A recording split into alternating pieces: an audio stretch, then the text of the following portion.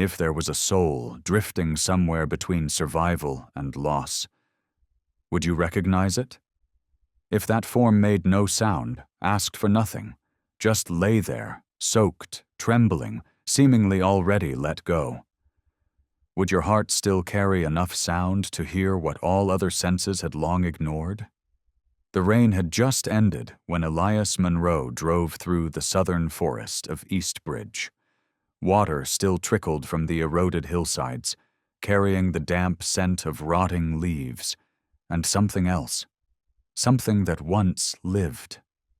In the back seat, his 6-year-old daughter Lila pressed her face to the window, her eyes still as a lake after a storm.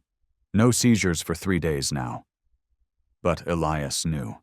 Silence was never a guarantee. He used to be a veterinarian before the accident took Claire, his wife, and left Lila with brain damage that could never fully heal. From then on, he stopped being a doctor. He became a father. And then Lila spoke. "Daddy, stop!" The tone in her voice made Elias hit the brakes, not because it was a command, but because something about it felt like a memory. Before he could ask, she opened the door and stepped out, making her way through the mud toward a fallen tree blocking the trail. Beneath the tree, something stirred. A scrap of wood adrift. A German shepherd, drenched, its hind leg twisted, chest rising with labored breaths. A deep, swollen mark circled its neck. Burns are still raw, spreading across its side. "He was left behind," Lila whispered, "like I was at the hospital. They didn't think he'd make it." Elias knelt, hands trembling as he reached for the mud-caked body. The dog didn't snap, didn't flinch. He simply stared at Lila, eyes holding something. Not quite pain. "Do you know what he's trying to say?" Elias asked softly. Lila nodded. "He's saying, 'Don't leave me behind again.'" The dog couldn't stand. His pulse was weak, temperature falling, blood crusted around burns that pulsed with heat. To Elias, once a trained vet, this was a critical case. Trauma, exhaustion, possibly organ failure. Part of him wanted to call for help, follow protocol. But before logic could speak, Lila had knelt beside him. "I won't leave him alone," she whispered, her trembling fingers brushing the soaked fur, as if holding on to something already slipping away. "Lila, you remember what I said, not to touch injured animals." Elias reached gently for her shoulder, but she shook her head. "Not an animal. A friend."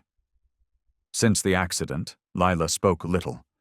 But with animals, she had her own language, like a whisper not meant.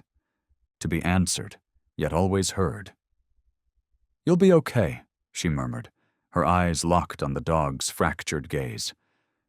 "I was cold like that too, before the ambulance came." That made Elias pause. He remembered, too clearly. Claire was gone, and his daughter, only 3 at the time, had seized in his arms for 18 long minutes. Her tiny body had once been this cold, too. Lila placed her hand gently on the dog's head, then looked up at Elias. She didn't plead. There was only the quiet look of a child who had once wandered too far from life and refused to let anyone else do the same. "I'll call him Orion," she said, "because that's the star Mom taught me to draw." Elias didn't speak. He simply shrugged off his coat, laid it down as a cushion, and lifted the cold, broken creature in his arms, just like he once carried his daughter across the edge of loss. Up ahead, Lila waded through the mud, her raincoat flapping in the wind. But her eyes didn't look down. They looked forward, as if leading someone back into existence. The wooden cabin on the slope of Sycamore Ridge still smelled like rain. Elias laid the dog on an old cushion in his former office, a space where he once saved dozens of animals, but had locked away since Claire's passing. He didn't plan on being a doctor again. Yet his hands remembered how to prepare gauze, antibiotics, IVs, instincts that never truly fade. Orion lay still.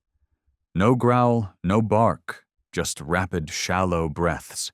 Though feverish, leg shattered, skin scorched, his eyes still held on to something. Lila sat a meter away. She didn't touch him, didn't speak, just stayed there, like a breath waiting beside a life on the verge. "He may not make it through the night," Elias said, not as a warning, but as truth. "Deep trauma, blood loss, high fever." Lila didn't reply. She quietly reached into her pocket and pulled out a small stone, painted long ago with a heart, now faded. She placed it by Orion's paw. "He needs to know. Someone once chose him." Around 2 a.m., Orion shifted slightly. Then, to their surprise, let out a sound.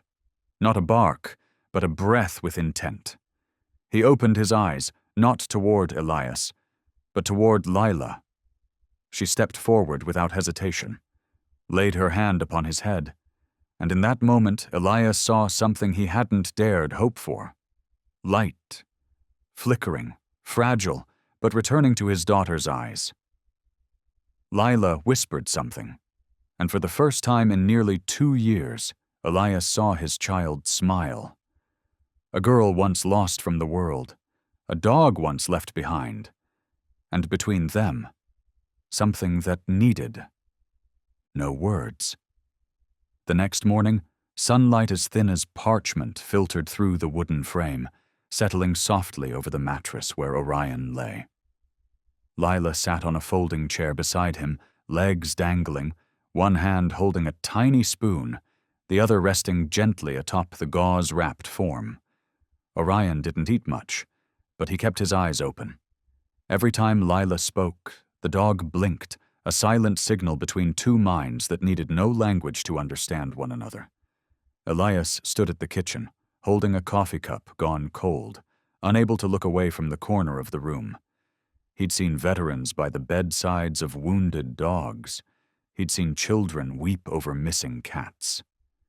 But the bond between Lila and Orion was unlike anything he'd ever known. It wasn't sudden. It wasn't dramatic. It felt destined. "I have a name for him," Lila said suddenly, without turning. Elias raised a brow. "Oh? What is it?" "Orion," she replied, her voice steady, as if she were stating a truth, not making a choice. He walked over and sat beside her. "Why Orion?" She didn't answer right away. She looked down at the dog's steady breathing, then whispered, "Because Orion is the star Mom showed me, when I was too young to remember anything else." Elias froze. He remembered that night, a winter evening when Lila was 2. Claire had carried her outside after a small seizure. The sky was cold and full of stars. Claire had pointed to a cluster that never seemed to vanish from the January sky. "Orion is the night's guardian," she'd said. "He doesn't go to sleep until you're safe." Lila couldn't possibly remember those words. Yet somehow, she had kept them. Elias gently brushed his daughter's hair aside. That simple act made her lean against his shoulder, a moment so tender no one dared breathe. The German shepherd snorted lightly and shifted, as if acknowledging the name, then settled again, as if content. "Orion," Elias echoed. "A name to guard the night." "Not every night," Lila whispered. "Just the ones when you're not sure if you'll wake up in the morning." That line, as quiet as breath, made Elias let go of the coffee cup and wrap his arm around her, pulling her close. He once lost someone he couldn't save. But maybe this time, he was just in time. Even if it was just one name. Even if it was just one breath that didn't give up. It took Orion 3 days to lift his head, 6 days to take a few wobbly steps down the short hallway between the office and the kitchen, and nearly 2 weeks to bark for the first time. Not from pain, not from hunger, but when Elias dropped, a stainless steel spoon onto the stone floor. That bark made Lila burst into laughter, a rare sound that made Elias set down his coffee without realizing. The dog's recovery was slow, but steady. like an old clock being rewound, not by machines, but by the warmth of a 6-year-old girl reading beside his cushion every morning. Orion didn't eat much, didn't sleep much, but whenever Lila sat down, he'd shift closer, resting his head gently in her tiny palm, breathing as though he'd just finished a long overnight watch. And then Elias began to notice. Something had changed. Lila still took her medication regularly, but there were no more nighttime seizures, no sudden blackouts during meals, no unexplained tumbles while stacking stones on the porch. He didn't dare say it aloud, afraid the spell might break if he named it. But the notes in his journal spoke for him. Day 4, no irregularities. Day 7, slept through the night. Day 10, eyes brighter. Lila still didn't talk much, but her face had softened, as if a noise once trapped in her head had finally faded, leaving just enough quiet to feel alive. And every time Elias wanted to whisper thanks to someone, he'd look over and find Orion sitting at the door, ears alert, eyes locked on Lila. No training, no commands, just a dog who'd once been left behind, now choosing to stay. At first, Elias thought it was a coincidence. Orion stood guard outside Lila's room one early morning, tense, ears up like he was protecting something. Minutes later, Lila collapsed. A seizure came on fast, but not severe. Orion didn't bark, didn't panic. He simply moved in, lay beside her, and rested his head on her thigh. Silent, present, close enough to catch her. The second time, Lila was coloring on the porch when Orion suddenly left his cushion, circled her 5 times, then sat heavily just behind, as if predicting where she'd fall. 30 seconds later, the convulsions began. And this time, Elias couldn't deny it. Orion had known. From then on, Elias started keeping records. Day 10, low howl 40 seconds before a mild seizure. Day 12, scratched Elias's door, eyes fixed on the hallway. Day 14, sat at the edge of the bed with no visible warning signs from Lila. No cues, no prior training. The dog simply knew. There were moments Elias felt like he wasn't the only one watching over Lila, that another presence, quieter and more attuned, was sharing the task. A creature that didn't need stethoscopes or ECGs, just one glance, one soundless shift, and it understood what was coming. And Elias, once a veterinarian, didn't know which column to write that under in a medical report. "Why do you sit next to Orion every time you feel breathless?" he asked one evening. Lila looked at him, her eyes glowing beneath the soft nightlight. "I don't feel it at first. He does. Every time I start to fade, he's already there. So I know I'm still here." Elias said nothing. He just sat on the floor beside her bed. On one side, a man who had lost his wife to a medical accident. On the other, a dog who'd been abandoned. And between them, a child learning to survive. Not through medicine, but through a being who knew exactly when to stay close. Elias returned to something he had long abandoned: textbooks, neurological data, studies on canine brainwave sensitivity. He read every night after Lila fell asleep, annotating margins with pencil beside formulas that once meant everything to him. The term canine seizure detection appeared again and again, but all studies led to the same conclusion: ongoing research, no definitive explanation. Some papers suggested that dogs could detect micro-scent changes as serotonin levels shifted before a seizure. Others speculated on bioelectromagnetic sensitivity, but all remained theoretical. No one could explain how some dogs sense seizures 60 to 90 seconds in advance, like Orion. He'd had no training, no instructor, no cues taught with bells or chemical samples. And yet, he knew when another soul was drifting from the earth. Elias pulled out his old infrared camera and mounted it in the living room corner. He recorded 72 hours of continuous footage. And then, one quiet afternoon, as Lila lay reading, he saw it. Orion stood up, turned his head, walked to her side before any symptom showed. He tapped her palm gently. She put the book down immediately, and 10 seconds later, the seizure hit. Elias froze the frame at that precise moment, Orion staring straight into Lila's eyes. No blink, no fear, just knowing. He leaned back in his chair, gaze fixed on the screen.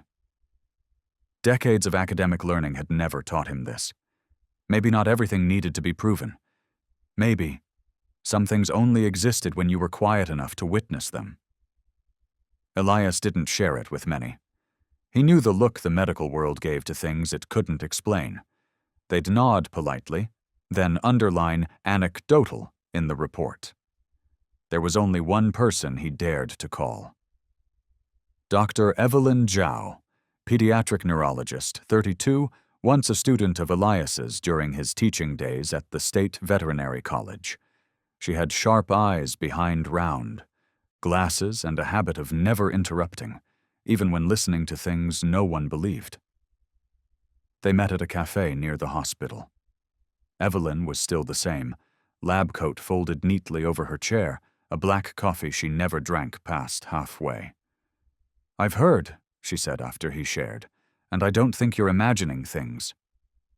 Elias looked up, not because of her answer, but because her voice held no judgment, no skepticism, just someone listening. "I know," he said slowly. "Every theory needs data.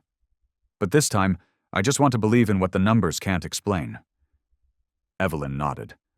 "There's a term in clinical studies," she said. "Sentinel intuition.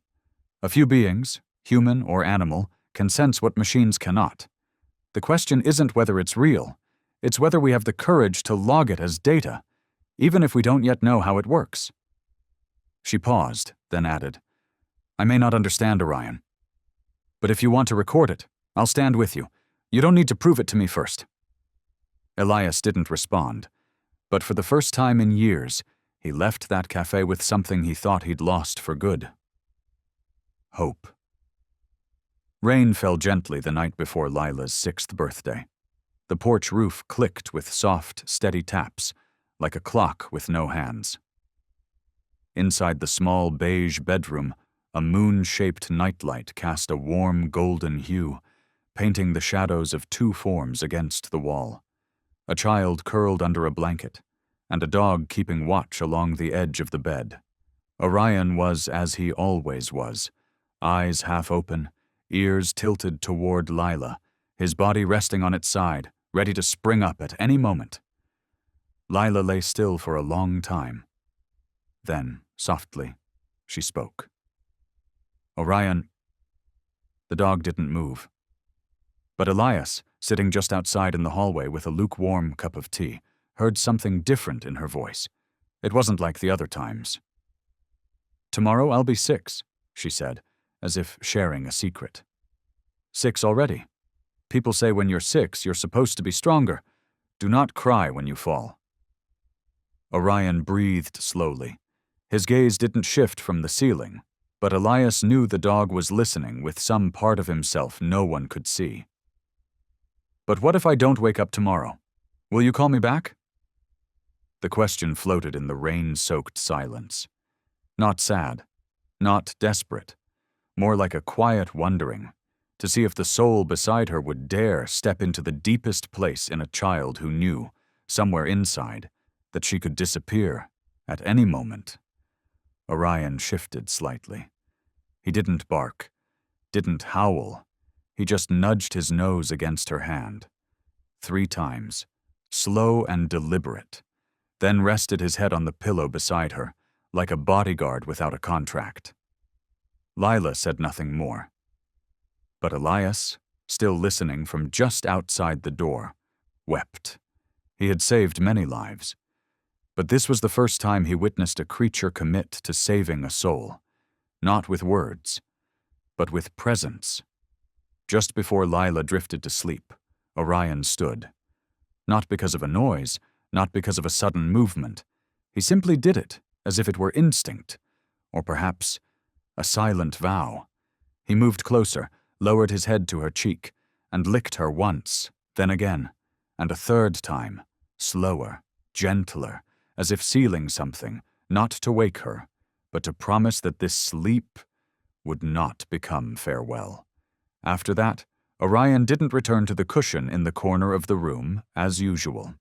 He lay down right next to the bed, stretched alongside her body, shoulder brushing the mattress, tail curled toward his chest, like a quiet outline of protection. He didn't move for the rest of the night. Elias, sleepless in the next room, stepped in near 3 a.m. just to check that everything was all right. But when he saw the scene, his daughter sleeping peacefully, one hand resting loosely on Orion's thick fur, he couldn't take another step. There was something sacred in the way those two beings lay there. A child who had once brushed against death, and a dog who had once been left behind, now creating their own ritual. No one taught them. No book recorded it. But that night, it was born. And then, it repeated. The next evening, at the exact same time, Orion licked Lila's cheek 3 times again, then curled against her side. No one asked. No one prompted. By the third night, Lila turned her cheek to receive it.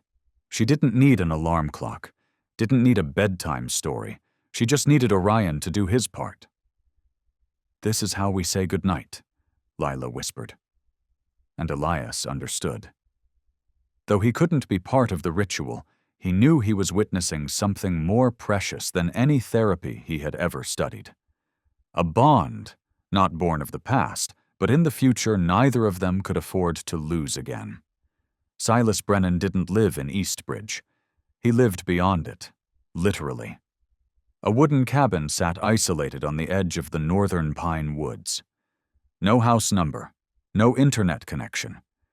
And if you took the wrong trail to deliver a letter, you'd likely turn back halfway. Silas didn't need to be found. And he sent no one away. For the past 6 years, only 3 names knew he still existed. His lawyer, a former comrade from Afghanistan, and Claire. Brennan, his sister, who died too soon in an accident he learned about only after everything was over. Silas didn't attend the funeral, not because he didn't want to, but because he wasn't sure he was allowed. People here still remembered what happened back then. The day Silas Brennan, a former combat medic who once saved lives in the ravines of Kandahar, charged into the town hospital parking lot and broke the chief physician's ribs. No one mentioned the reason. They only remembered the sentence, 18 months in jail. His medical license was revoked. His reputation smeared as unstable. Few knew that he had witnessed a child being denied emergency care that day, simply because his mother had no insurance. The boy had collapsed from a high fever on the waiting room floor. And that same physician, who once declared every life is worth saving, turned away and signed the rejection slip. Silas didn't follow protocol. He followed instinct. Just like when he dove through gunfire to reach a wounded private, he had rushed in. This time to defend something he called righteousness without permission. After the trial, he vanished. And since then, only the wind through the forest remembered that Silas Brennan was still breathing. The old veterinary clinic in Eastbridge had long been converted into a makeshift rescue center.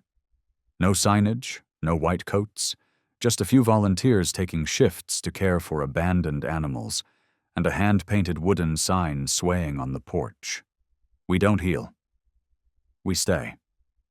Silas never made it a habit to visit the place. But that day, a gray morning when he drove into town for gauze to treat a slow-healing burn on his wrist, he stopped the truck for reasons he couldn't name. Maybe it was a memory. Maybe the smell of iodine in the air. Or maybe it was the sight of a German shepherd lying silently beside the waiting bench, eyes fixed on a barely ajar wooden door. The dog didn't growl, didn't move, just watched, as if guarding something no one else could see. Silas sat a few steps away. He didn't intend to touch him. But then, the dog's gaze met his, and they stood still like that for nearly a minute. Silent. Director. No judgment. No fear. When a young volunteer came out, she spoke as if giving a nervous introduction. His name's Orion. A family took him in, but he's back today for a leg brace check. Is there a file? Silas asked, not sure why he was speaking. She nodded and handed him a simple chart. Intake date, notes about burns and fractures, and a single faded entry under object found on body. Metal tag. Number faded, format resembles military ID, removed to prevent infection, stored in archive. Silas froze. He had worked in K9 medical support. He knew that type of tag. It wasn't for civilian dogs, not available commercially, and the tag's code began with KX-17. That was the format used by a military working dog unit reported lost in 2015, the same unit he had once been assigned to assist before being pulled out mid-operation. He looked up again at Orion. It couldn't be. But maybe it could. Some scars don't show on skin, and some beings are born to serve, then cast aside when no budget remains to call their names. Orion kept looking at him. No bark, no stir, just waiting. That night, Silas pulled an old laptop from the wooden cabinet where he kept things he never meant to use again. The flashlight had flickered in the USB port, just like his thoughts, half believing, half hoping he was wrong.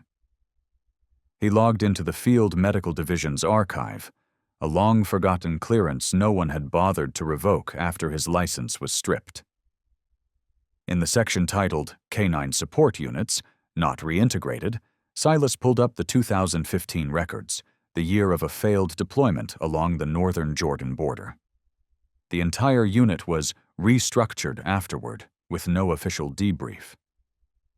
There had been 5 dogs in that record. 3 were returned to the holding facility in Texas. 1 died during withdrawal. The last, VX-21, was marked missing. The only note below the name read, "Unlocated.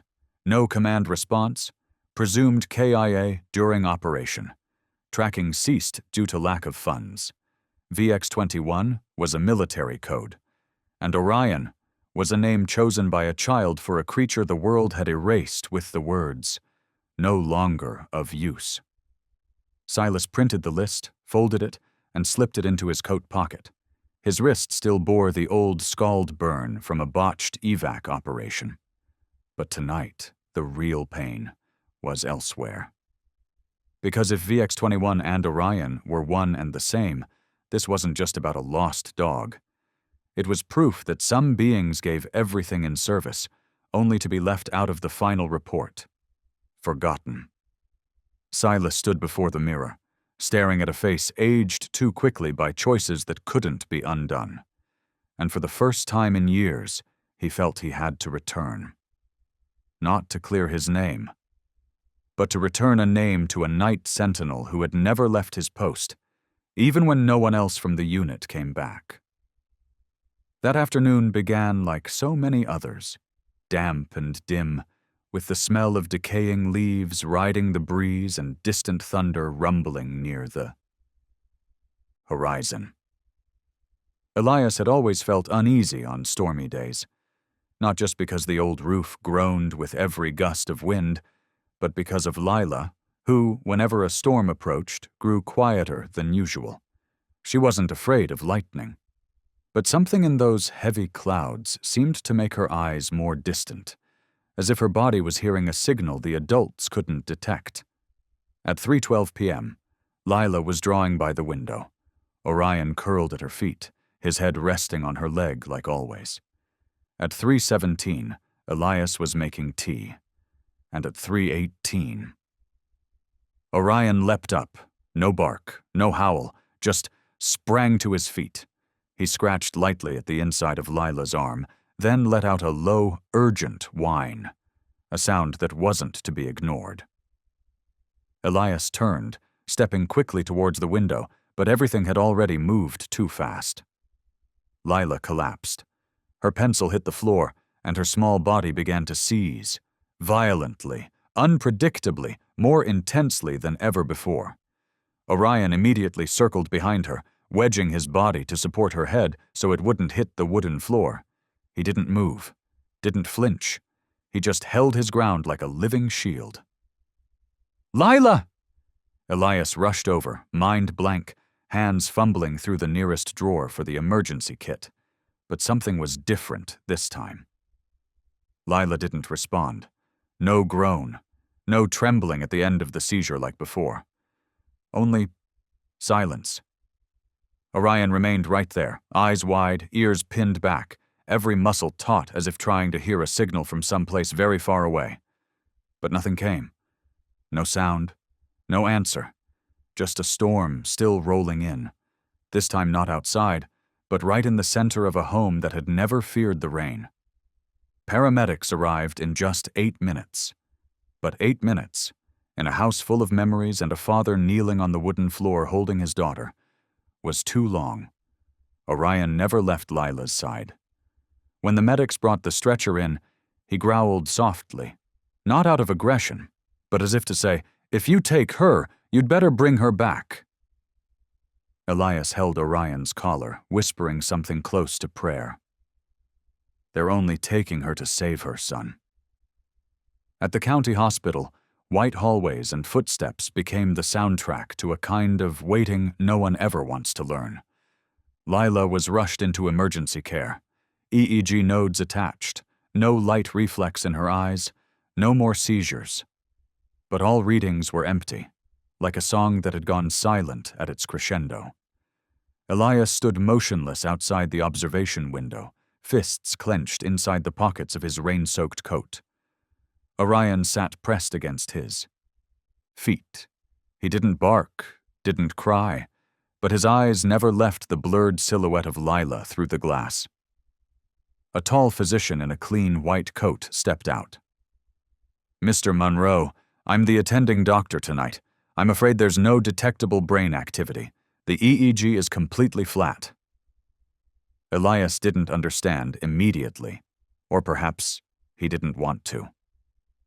"We followed the full emergency protocol. Her heart responded briefly to the injection, but there's been no neural response." Silence.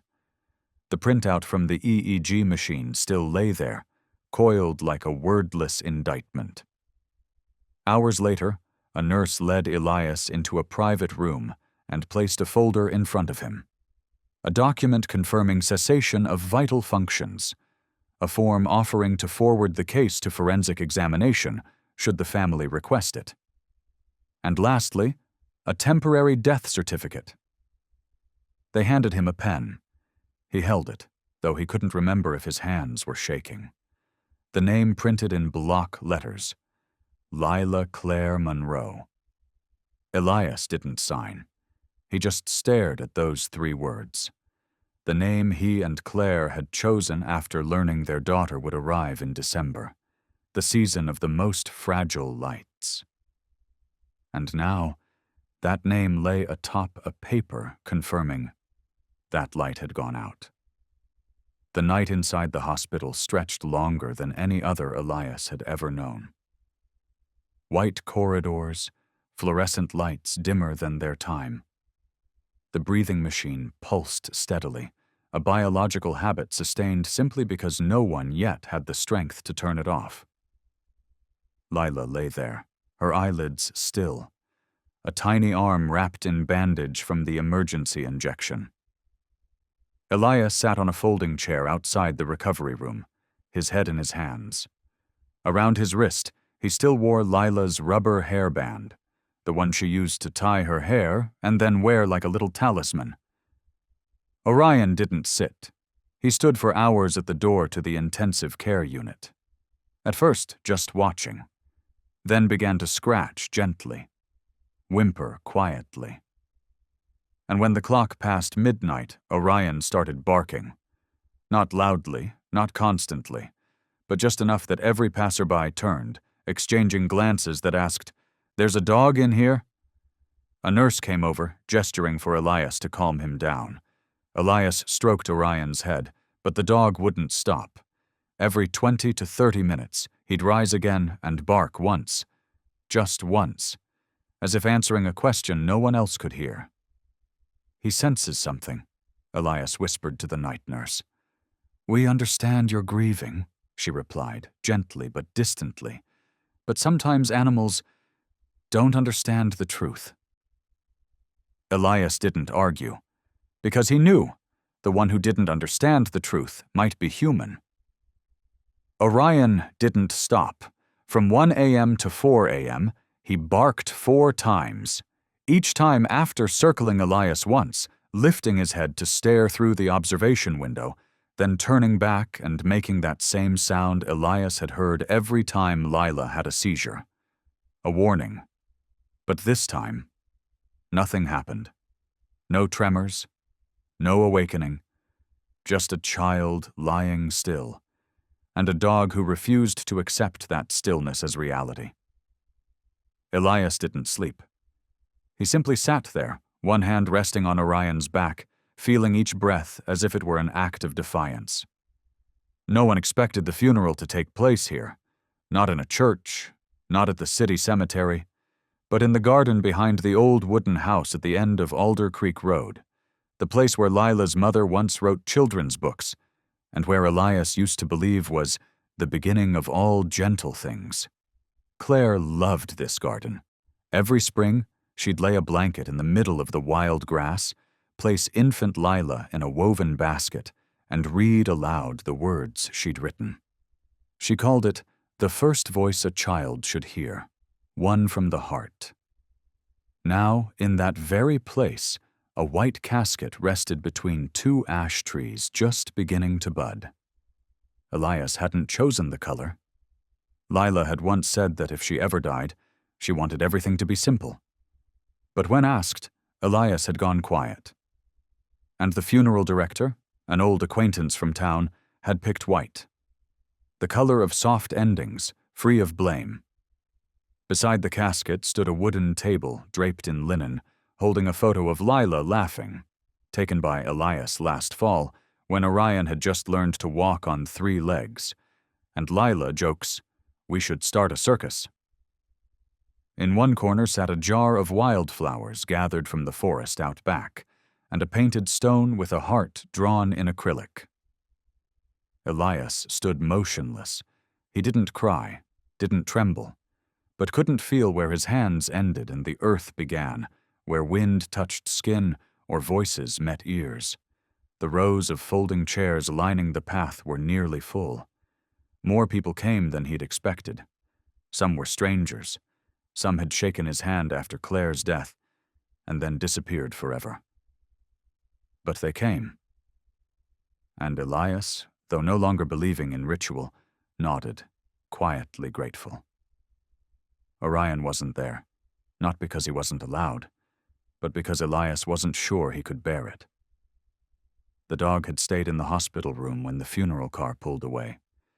He didn't eat, didn't sleep, just lay by the bed, his head resting on the empty fold of the blanket where Lila once slept. Every time Elias came near, Orion opened his eyes briefly, then turned away. Elias understood. The dog hadn't said goodbye yet, but humans can't wait forever for a hope that won't return. A wind chime jingled faintly on the porch. A song Claire had saved on her wedding day began playing from a small speaker brought by an old friend. The melody wasn't sad, but today every sound felt like something replayed from a life whose chords had been pulled. Everyone sat. The local pastor stepped forward, holding an old Bible in his hands. Elias didn't hear what he said, because he was staring down at his shoes, muddy, grass-stained, soaked with something that could have been morning rain, or the last tears he'd allowed himself to shed in front of others. No one spoke as the pastor finished his reading. He closed the Bible, bowed his head, and stepped away, as though afraid the sound of his footsteps might disturb something fragile still hanging in the air. Pain, memory, or a farewell no one had fully voiced. Elias remained standing, unmoving, like a statue forgotten in a garden where sunlight filtered through leaves and shadows stretched long over the grass. The wind touched his lapels, the corners of his eyes, and the hollow in his palm where a little hand once rested every time they walked the garden path together. The chairs along the path were full. Lila's preschool teacher sat quietly, hands folded in her lap as if holding a lesson plan no school had ever taught. An elderly neighbor clutched a frayed teddy bear, the one Lila had once tossed over the fence, saying, "He's sleepy and doesn't have a pillow." A boy from the neighborhood, who used to dig in the dirt with her, held a pebble painted with a watercolor angel. He said he would send her up high so she could see the whole town from above. None of them spoke loudly. None cried out. But in the silence, Elias felt the entire town holding its breath, so the little girl wouldn't be afraid on her way out. Someone placed a hand on Elias's shoulder. He didn't turn. Not because he didn't want to know who it was, but because if he did, one glance might shatter what little remained standing inside. An old friend placed a small notebook beside Lila's photo. Inside were scribbled notes from her classmates, some misspelled words, some just drew flowers, but each started the same. "You're still our friend." Elias bowed his head slightly, but his eyes stayed dry. There is a kind of pain that needs no tears. It just sits there, like an uninvited guest no one dares to send away. The sky was pale gray. The wind carried the scent of ash blossoms and damp soil. Everything felt adjusted to a softer volume, just enough so no memory would fall through the cracks of ordinary sound. A small blue ribbon, the color Lila once said looked like cold wind, had been tied to the corner of the casket. Elias didn't know who tied it, but it fluttered gently, like a tiny flag made for a very small warrior. No eulogy was read. Elias had written nothing. He tried once. But sitting before the blank page, he realized there were no words for a being who had existed so completely, and then simply did not. So he just stood there, silent. Because somewhere deep within, he knew, if there's any place on earth where language is no longer needed, it is here. Now, where everyone had already said enough, just by showing up. The County K-9 facility was tucked behind the police precinct, at the end of the road that led up into the hills. Steel double doors, secure locks, fingerprint scanners, surveillance cameras, and a clearly posted sign. No entry after 10 p.m., no animal contact without authorization. But no one had put up a sign that dogs could read. Orion was held there, by protocol, under supervision of companion animal after caregiver loss. That was how they phrased it, as if the bond between him and Lila had been one of ownership. At first, the dog didn't react. He lay still in the kennel nearest the window, his gaze fixed on the courtyard beyond, where yellow light caught streaks of rain. He didn't howl, didn't bark, didn't eat. The night shift staff thought it was normal. A grieving dog lost his kid. But around midnight, a sharp metallic screech tore through the quiet. The first door, a thick wooden one separating the kennels from the corridor, swung open with its hinges bent clean out of place. Orion had slammed into it with full force, again and again, without pause. Next came the steel door, locked by code. The camera footage showed it. Orion didn't run wild, didn't panic. He moved down the hallway as if he knew every step, every turn. When he reached the main entrance, he stopped, scratched 3 times, let out a deep, low cry. Not a plea. A signal.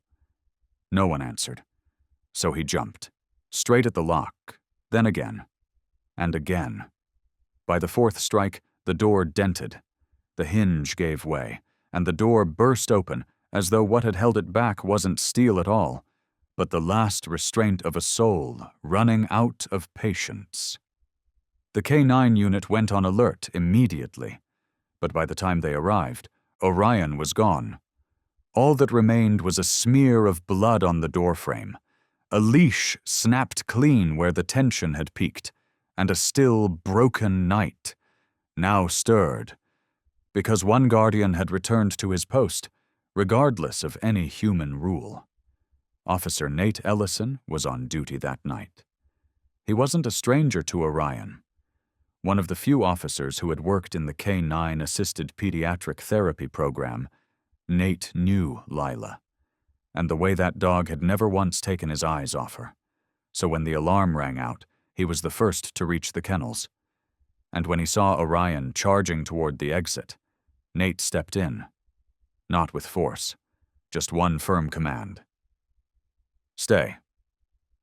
But Orion didn't stop. He didn't bite, didn't resist. He simply crashed past, shoulder slamming Nate hard enough to send him into the wall. A dry crack snapped through Nate's left wrist. Damn it, he muttered, gripping the swelling joint.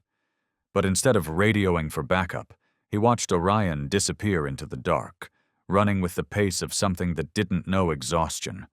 And at that moment, Nate didn't see a dog on the run. He saw a soldier, returning to post. A being who knew exactly where he was needed, and couldn't allow the one he protected to be lowered into the earth without standing guard one last time. Nate pulled out his keys. No report, no protocol, just a scribbled note taped to the radio console. Do not pursue. I believe he still has work to do. Then he started the patrol car, turned off the GPS, and drove in the only direction Orion might have taken. Toward the hill behind the Monroe house, where the ash garden waited. And a white casket lay beneath the overcast sky, waiting for the sun to pass its highest point. The screech of tires on gravel made every head turn. A patrol car skidded to a halt at the edge of the garden. The door swung open. No explanation, no warning. And then, before anyone could ask, Orion leapt out. No leash, no handler, no muzzle. Just a body of fur, charging through the crowd with a stride no one dared to stop. Elias shot to his feet, too late to speak, too stunned to move. And then, the unthinkable happened. Orion jumped straight into the white casket. Everything froze, as if time itself had been gripped by the throat. No one spoke. No clicking cameras, no whispers, only wind and a dog standing still, all four legs trembling with strain and sheer effort to remain still. No barking, no howling, no scratching, no pushing, just guarding. Orion slowly lowered his body, folding his legs like it was a ritual. He lay down, head slightly, raised, eyes wide, fixed toward the line of trees where the sunlight was beginning to retreat. Not the gaze of a grieving animal, but the gaze of a sentinel, still on duty. Elias felt a jolt in his chest. The entire garden held its breath. A woman reached out to pull her son close, but stopped, her hand settling gently on the boy's shoulder instead. An elderly man removed his glasses, wiped them with the edge of his shirt, but didn't put them back on. Orion lay there as if someone had ordered, "Do not let this soul pass alone." He didn't ask. He didn't seek permission. He simply did what hearts too full for words always do for each other. Stayed. Until the end. And in that instant, before anyone could invent a polite reason to stop him, the funeral ceremony no longer belonged to the humans. Orion lay still, not moving, yet every part of his body is tight with purpose, his legs pressed against the casket, his head tilted slightly, ears upright, as if listening to something no one else could hear. No one understood. They only saw a dog on a cold white box and thought it was grief. loyalty taken to its last breath. Only one man, standing at the edge of the garden, suddenly froze. Silas Brennan. He had arrived late, meant only to observe from a distance, unnoticed. But the moment his eyes locked onto Orion, and that posture, everything in him shifted. Side-lying stance, neck straight, ears raised, body aligned with the point of contact. This wasn't mourning, it was a battlefield medical alert. Silas had taught K-9 emergency response. He had lived long enough among helicopters and hot blood to recognize it immediately. Orion wasn't guarding a corpse. He was trying to save someone still alive. "Don't touch him!" Silas shouted, voice booming through the garden, startling the guests. Heads turned. Elias looked up, as if truly seeing the man standing beneath the ash tree for the first time. Silas ran forward, pulling from his coat pocket a folded document, the VX-21 unit report. But he didn't need it. What he had to say fit into one single sentence. He's signaling. This is a residual internal response alert. It's not over. No one closes that casket. A ripple of silence spread across the lawn. Orion, as if given permission, began to whine. A deep, dragging sound from his throat, low and tense, almost identical to the warning noise he'd made before each of Lila's seizures. Elias stepped forward, slowly, shaking, and for the first time since Claire's death, he spoke 3 words he hadn't believed he could say again. "Stop. Right now." Silence. Not just within Elias, but in the entire garden, where dozens had come to say their final goodbye. A few turned, assuming Elias was speaking to Silas, the man who had just broken into the funeral with the force of someone who had forgotten how to be quiet. But no. Elias was staring straight at the casket, at Orion. And on the way, the dog refused to take his eyes off the white wood.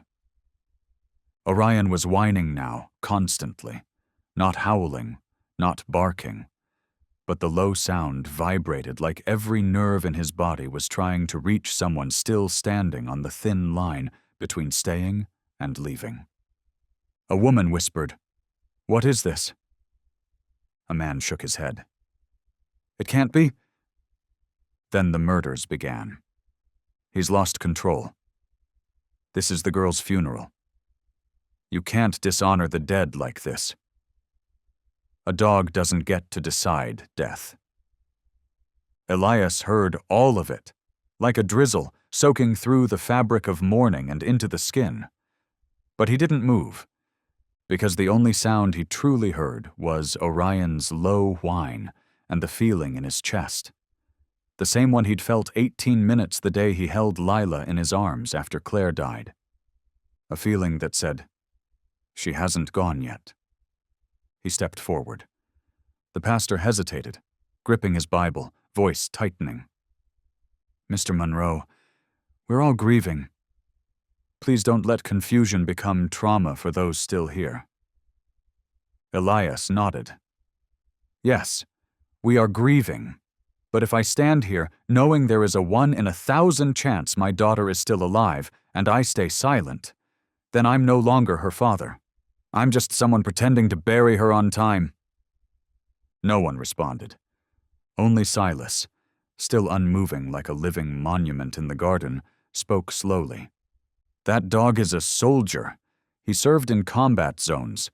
And that position he's in, it's a frontline medical alert posture.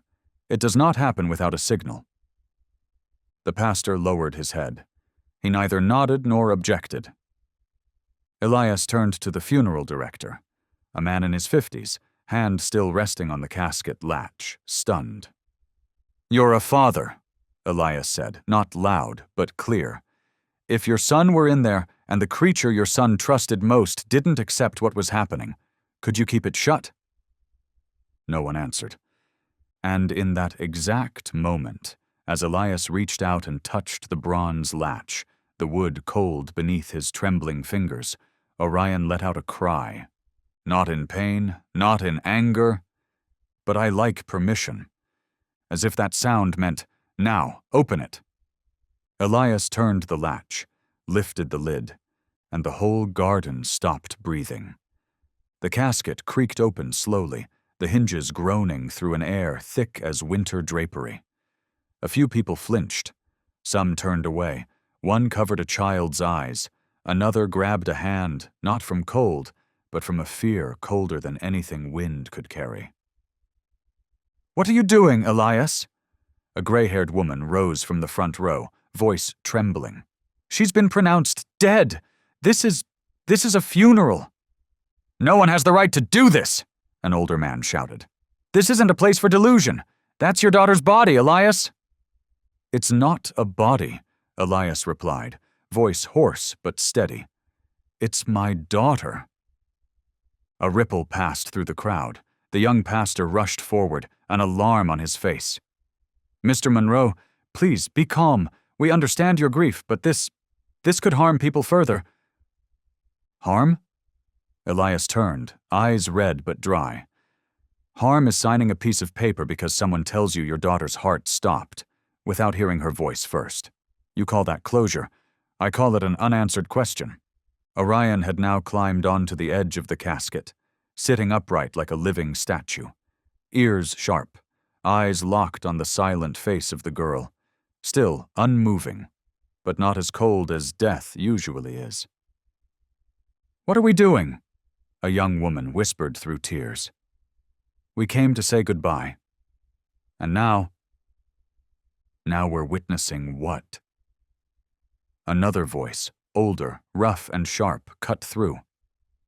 Silas. He stepped forward, posture solid, gaze slicing through the confused and angry faces.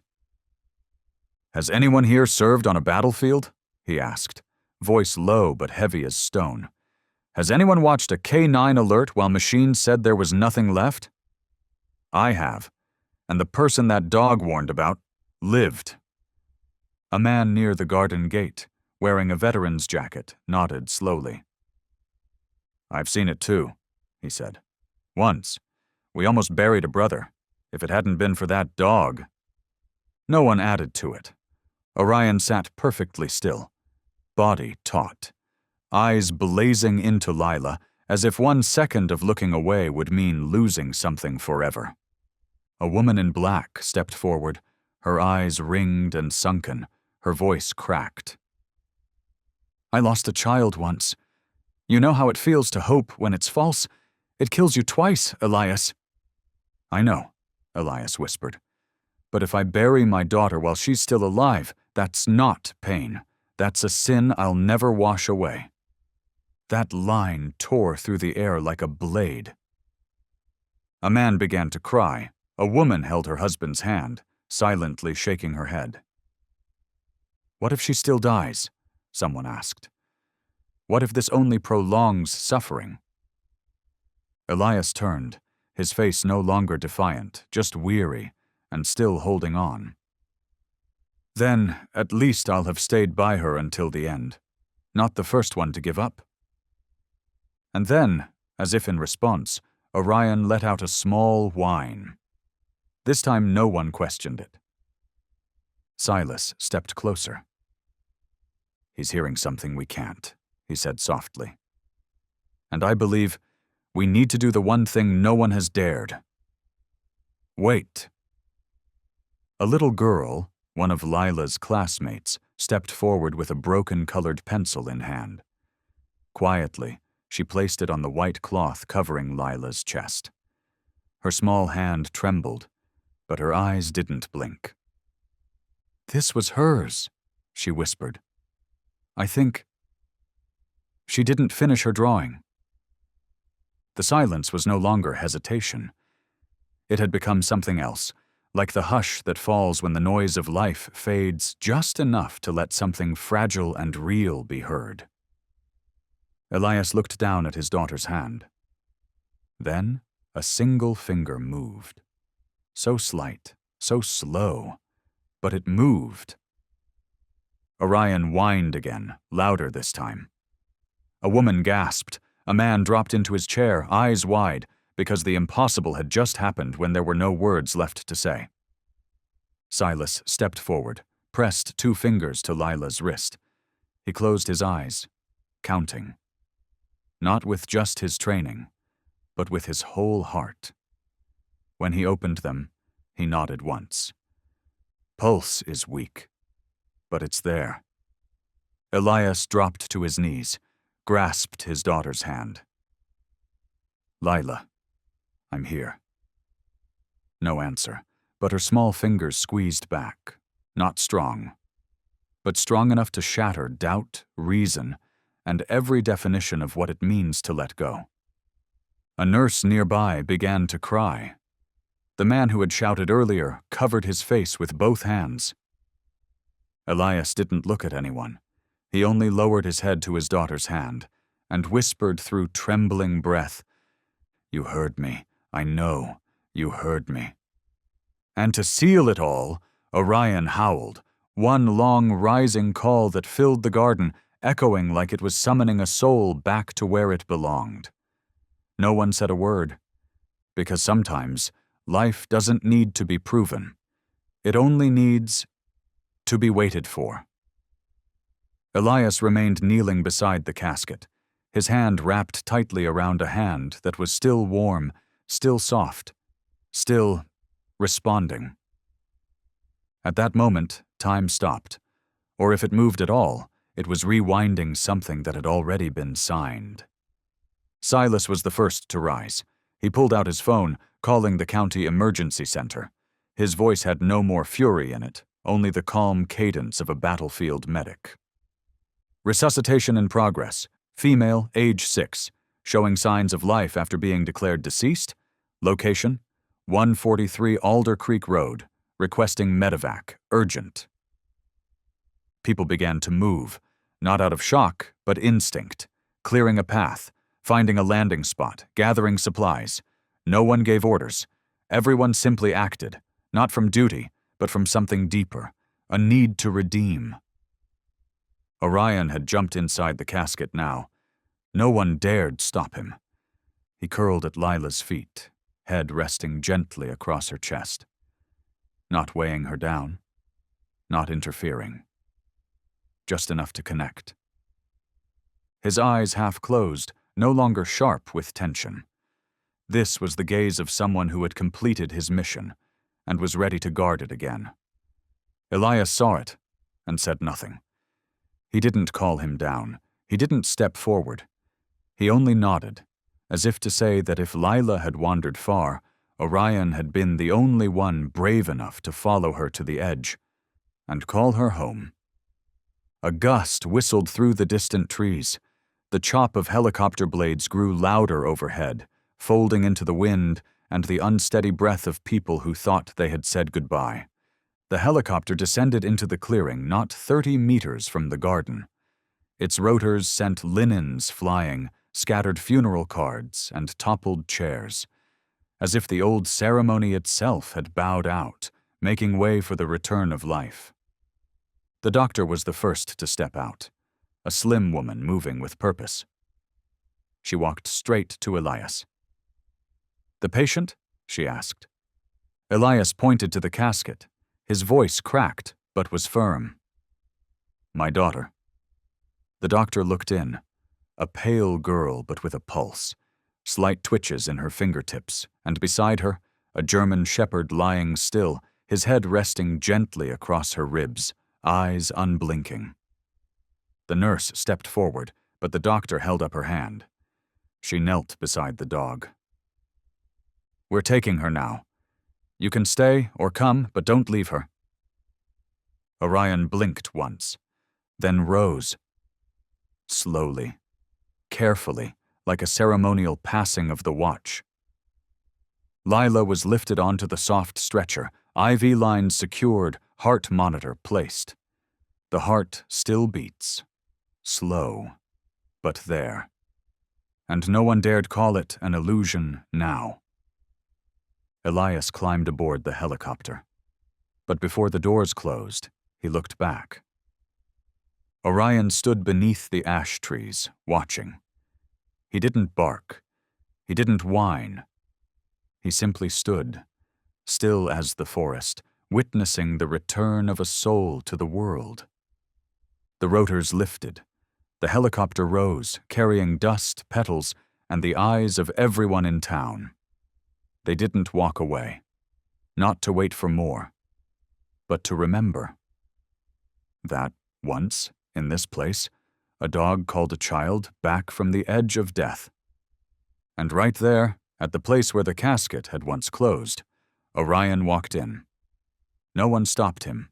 No one dared. He lay down. Among fading flowers, among pine-scented wood, among farewell notes, no one dared speak again. No one knew exactly why, but they watched as he closed his eyes. As if, now that the world had heard the signal, he was finally allowed to sleep. No one understood why. They only saw him close his eyes. As if, once the world had heard the signal, he was finally allowed to sleep. The medevac helicopter left Eastbridge's sky at 4:38 p.m., carrying a 6-year-old girl with fragile signs of life, and a father with no tears left. Inside the white cabin, medical equipment filled the silence with low warning tones. Each beep was a thread holding on. Each machine-aided breath, a quiet note begging her to stay. Elias sat beside the stretcher, unmoving. He only reached now and then to lightly touch Lila's knee, as if letting go for even a moment might allow her to fall back into a place where he had no authority to follow. The flight doctor, Dr. Mirren, a veteran of over 20 years in aerial emergency medicine, glanced at Elias a few times as though wanting to speak. But she stayed quiet. She had seen miracles before, but never one triggered by a dog's eyes. Over 2 hours later, Lila arrived at St. Harlow's Pediatric Neurology Intensive Care Unit. This was a place where most families wouldn't even dream of entering without special insurance or national referral programs.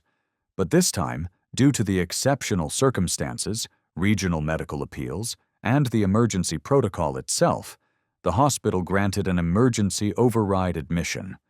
She was placed in room 804, the critical neuromonitoring zone. 2 nurses reattached full arrays of brainwave sensors, blood flow monitors, oxygen levels, blood pressure, and neural reflex trackers. Elias was led to the hallway, a spotless white space. No blood smell, no harsh disinfectant. Only the sterile scent of glass and cold steel. He sat in a wall-mounted chair, eyes locked on the double-pane soundproof window.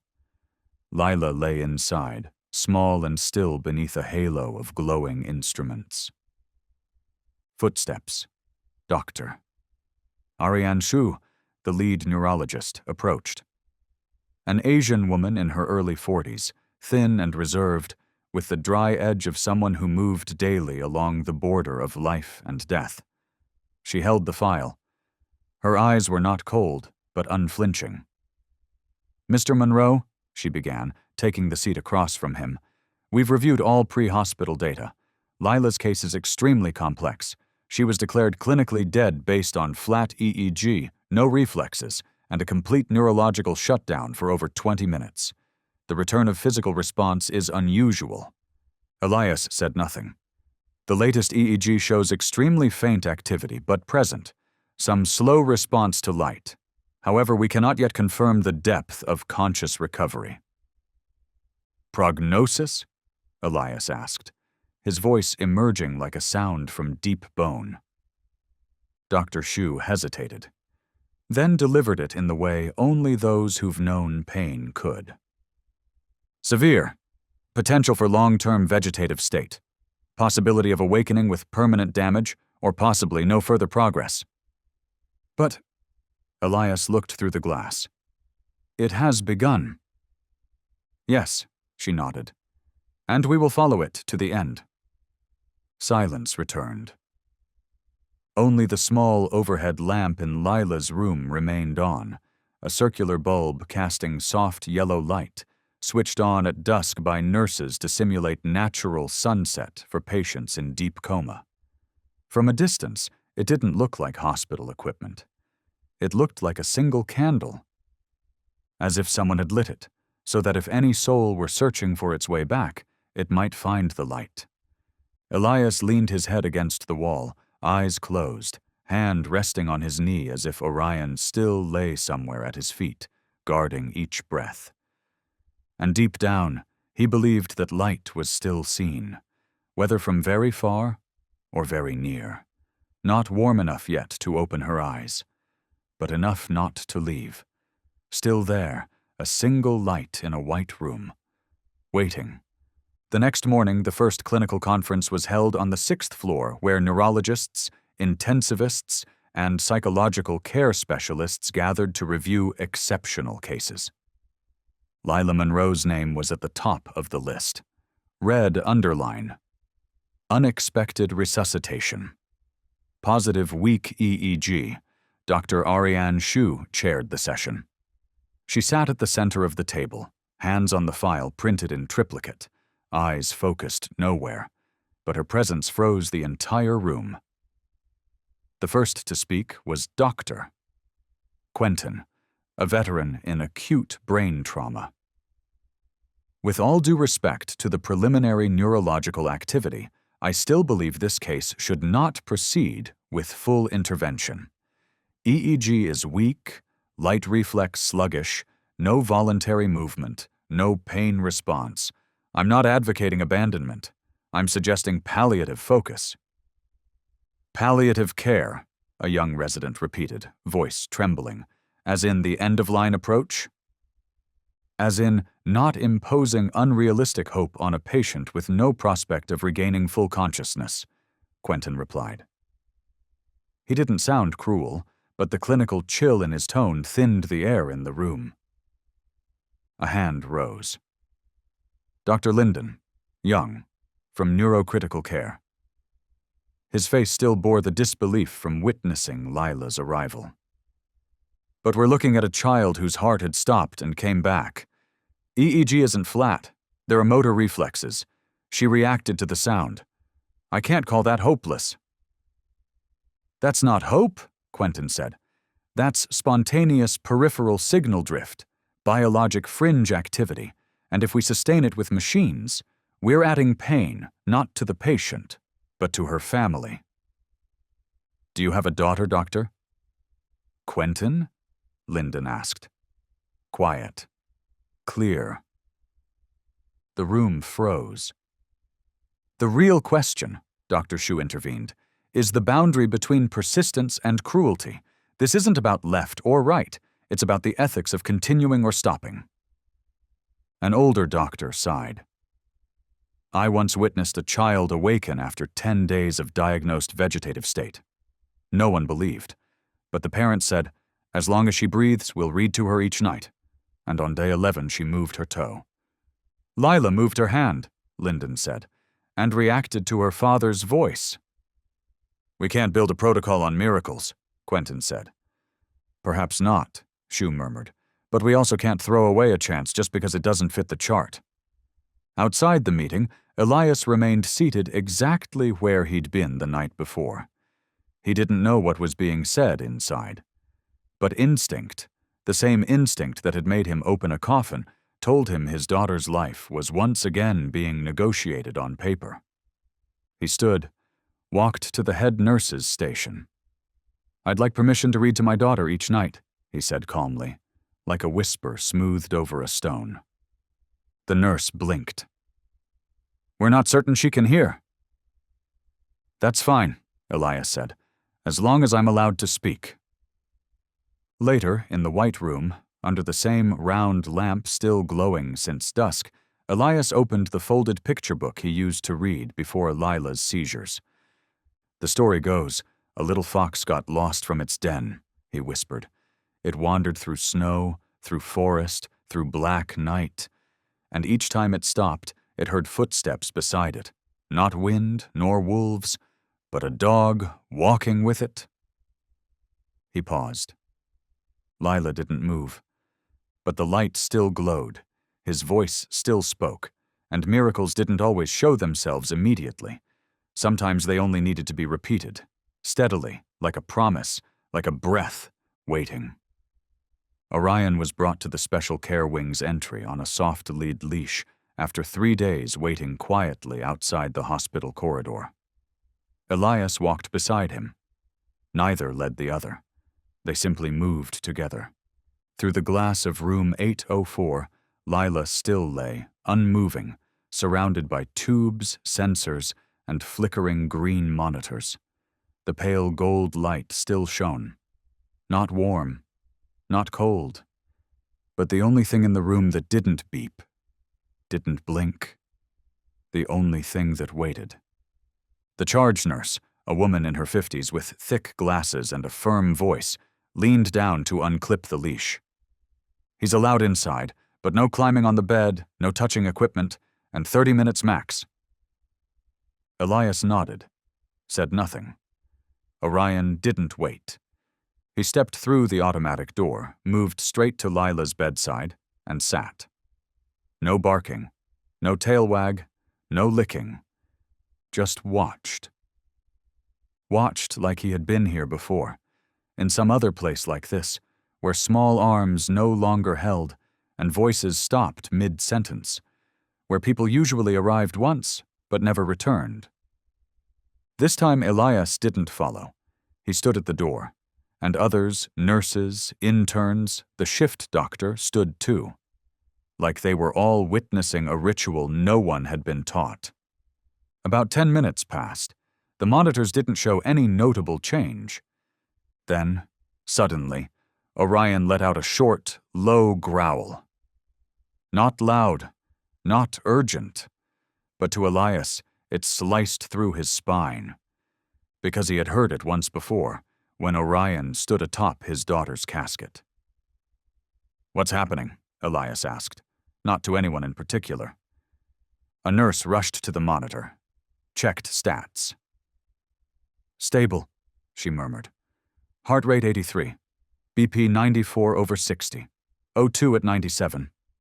Nothing unusual." But Orion didn't move. He stood close to the bed, neck slightly stretched toward the left, the side where the EEG sensor was placed, his tail still, eyes tense, mouth slightly parted, as if waiting for someone to reply. 3 minutes later, the ECG remained steady, but the EEG monitor began to flicker. No alarm, just brief losses of signal. Then recovery, then lose again. An unstable pattern, known from rare cases involving deep temporal microvascular spasms, is difficult to detect without constant second-by-second observation. This time, Dr. Linden was already in the hallway. He entered quickly after being told the alert came from a service dog. When he entered, Orion had not moved. His eyes locked on an invisible point between Lila's brows, where an old bruise had faded a week ago. "Log the timestamp," Linden ordered. "Cross-check with EEG drift. I want exact seconds on when the dog reacted." 17 seconds. That was the delay between Orion's alert and the first EEG spike. In neurocritical care, 17 seconds is an eternity. At 1:27 p.m., the attending physician added a special note to Lila's daily log, marked with a red asterisk. Orion entered a designated list of biological sentinel markers. Not a machine, not a human, but a living monitor. From that day on, Orion was issued an ID badge, ORK9 Special Watch, and he returned. No commands, no schedules. Every morning at 7, every afternoon at 2, every evening at 9, he walked into room 804. Same path, same stop, same posture, head facing the child who had not yet woken, eyes searching, as if trying to remember something only they had ever shared. No one knew what Orion could feel. But everyone saw this.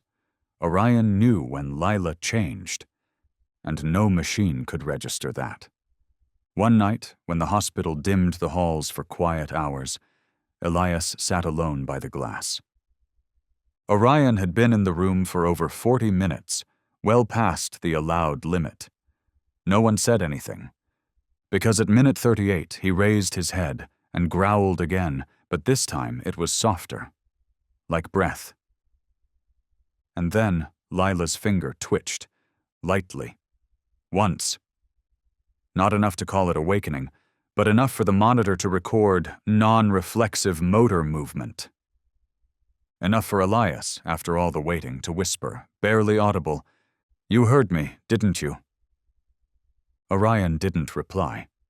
He didn't need to, because the answer was in the light, in the waveform, in the soul slowly returning. Quiet, slow, and met by eyes that never left their post. A night watchman? No white coat? Only a promise. That this girl would never be left behind. Not again. "Orion." The voice was raspy, trembling, thin as a thread just pulled through the eye of a needle, yet strong enough to pierce through the entire silence of the white room. Elias choked on his breath. He didn't know when the tears had started.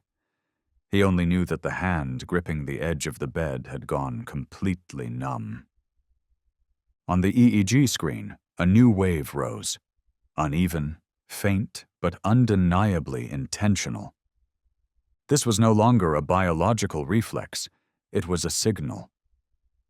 Orion, still lying still, moved only his ears. Then, slowly, he stood.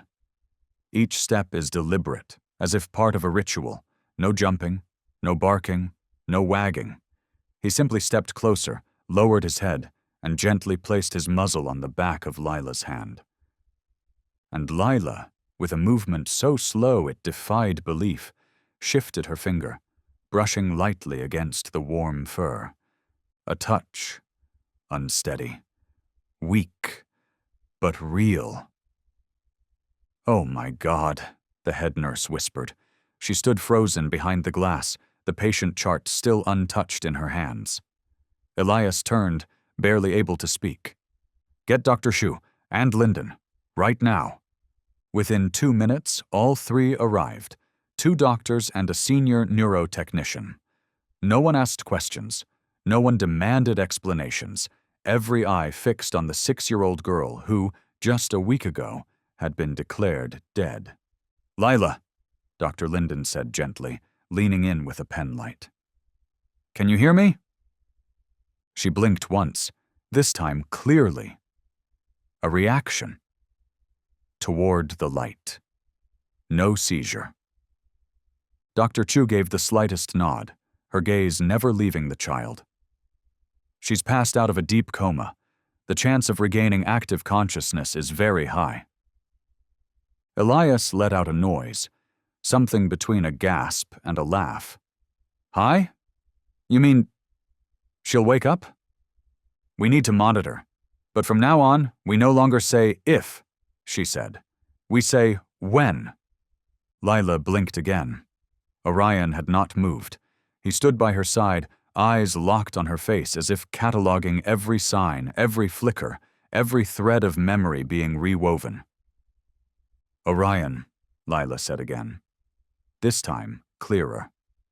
Still only a whisper, but real. "You know who he is?" Elias asked, trying to steady his voice. She turned to him, looked for a long moment, then nodded softly.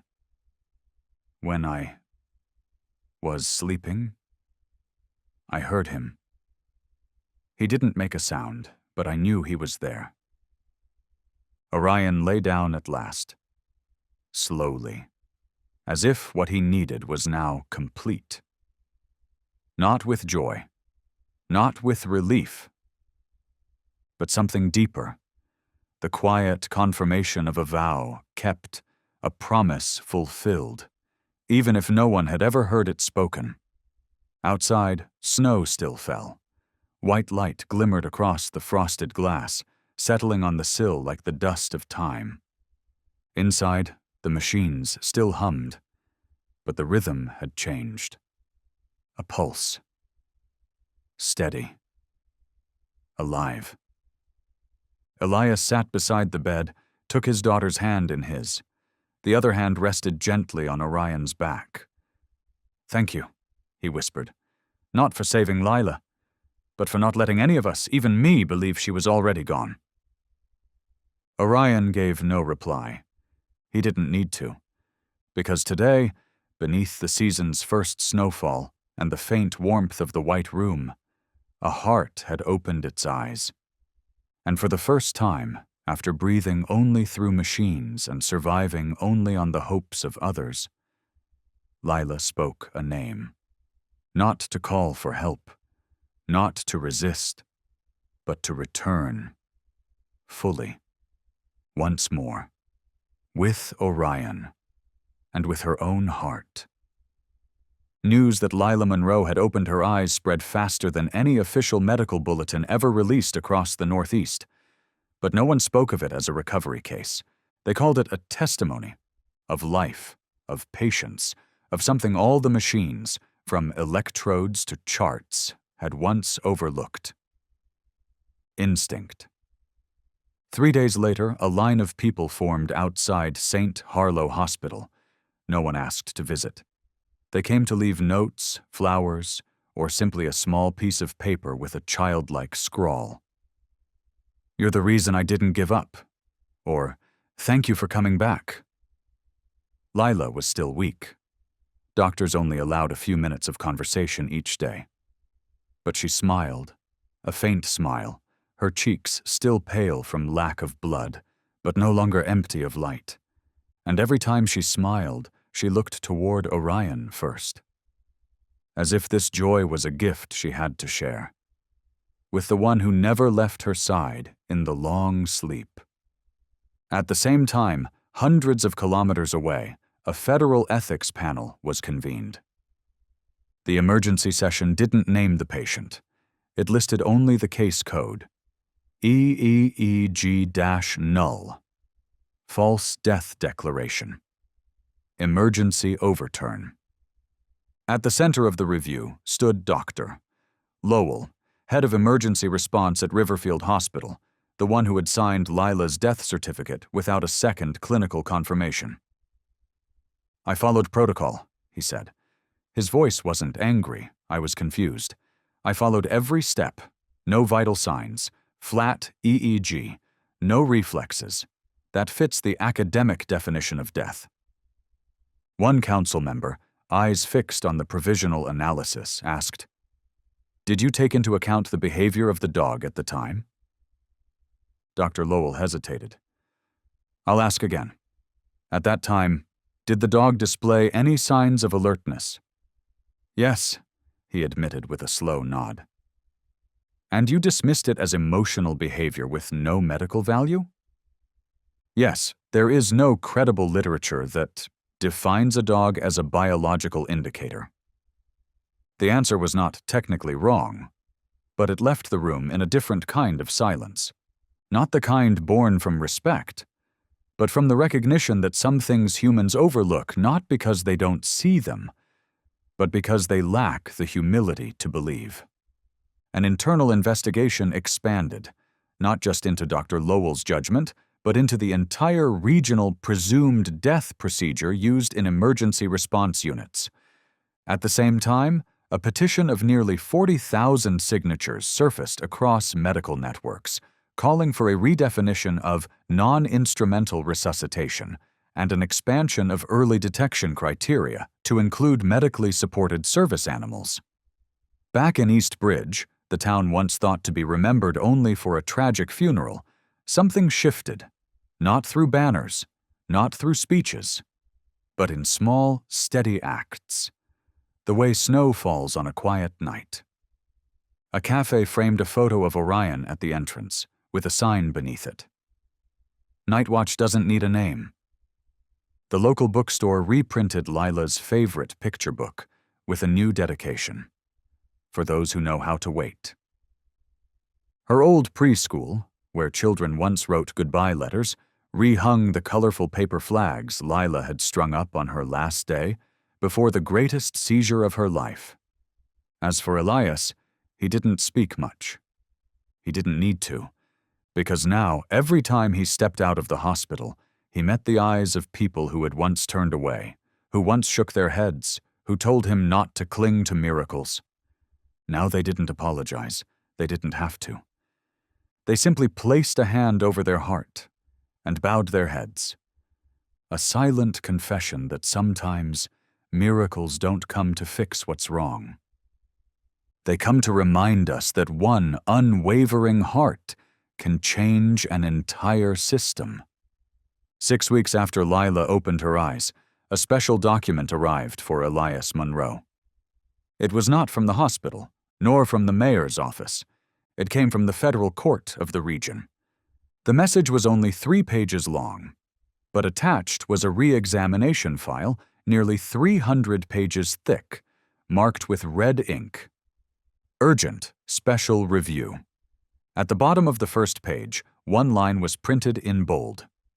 Based on new data concerning the incident at Riverfield Hospital and the testimony involving extraordinary medical recovery, we declare Silas Brennan is fully exonerated. His record is cleared. His honor was restored.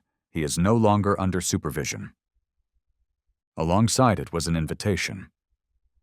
We respectfully invite Mr. Brennan to assume the role of Director, Rescue Dog Training Program, National Companion Recovery Network, Pilot Location, Eastbridge.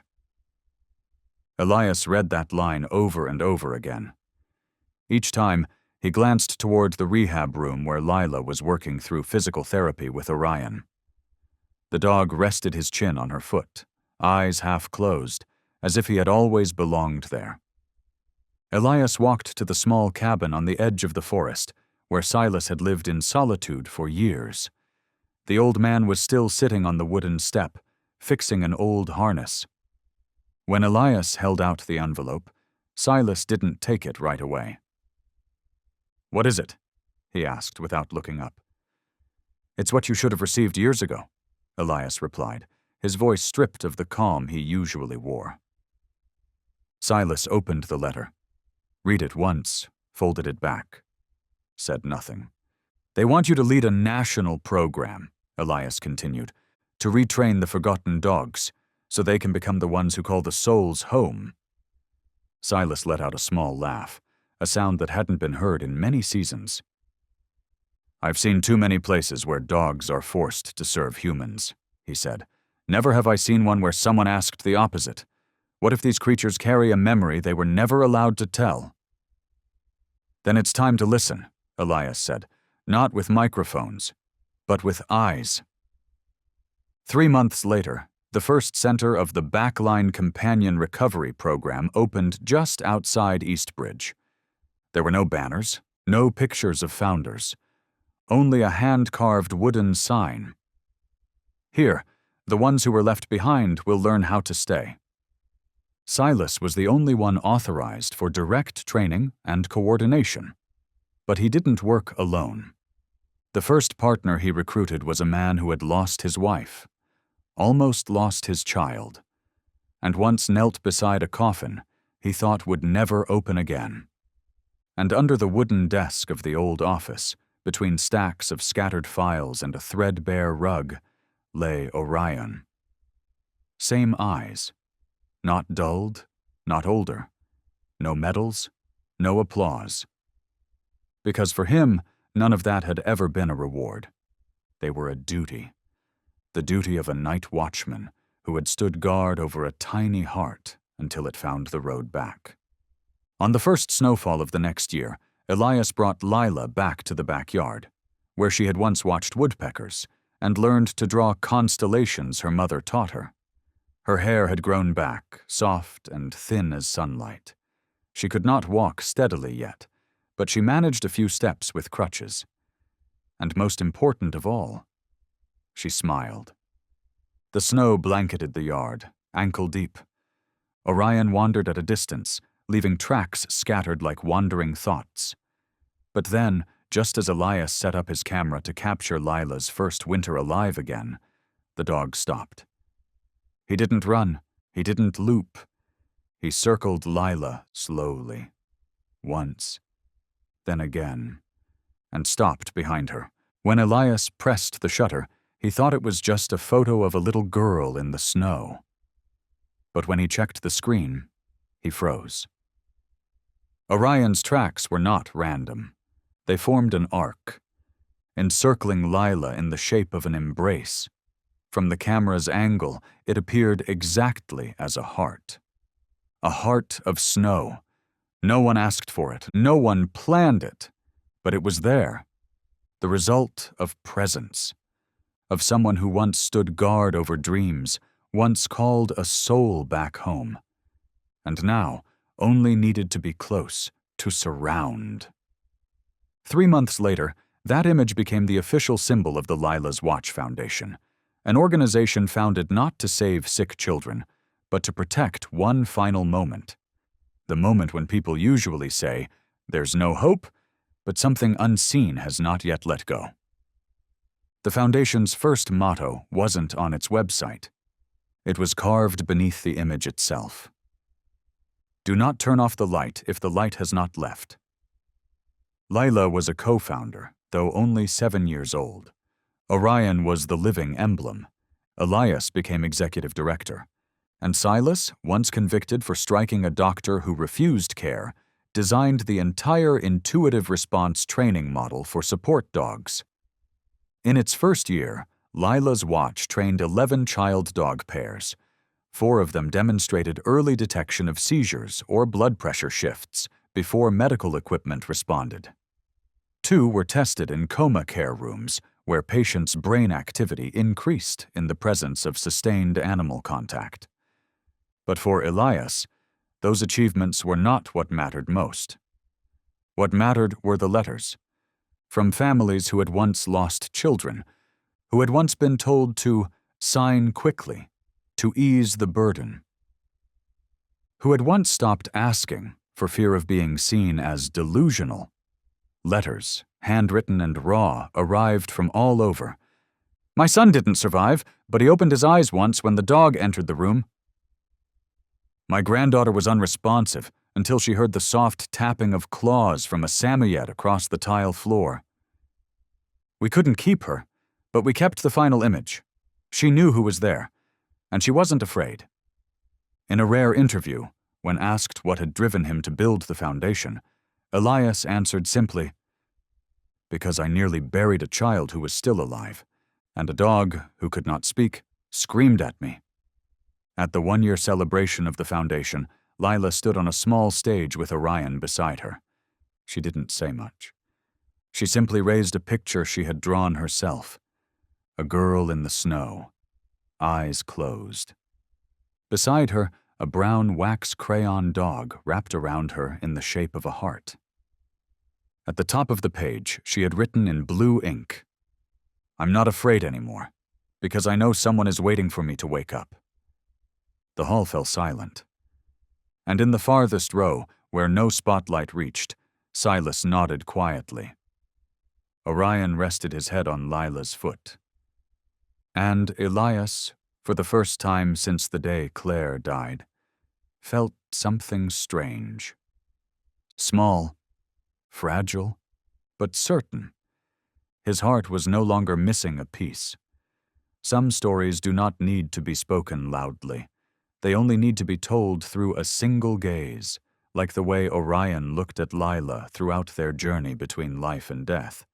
And there are souls that do not carry words, but whose every action becomes a message of loyalty, of connection, and of healing. The German Shepherd, a breed often known for bravery, intelligence, and devotion, goes far beyond the image of a protector. In this story, Orion was not just a dog. He was the gatekeeper between life and death, the bridge between despair and a miracle. As Anatole France once wrote, "Until one has loved an animal, a part of one's soul remains unawakened." The story of Lila and Orion is a reminder that some beings cannot speak with words, but love with their whole hearts. And sometimes, those hearts are the only force strong enough to hold someone in this world when everything else has let go.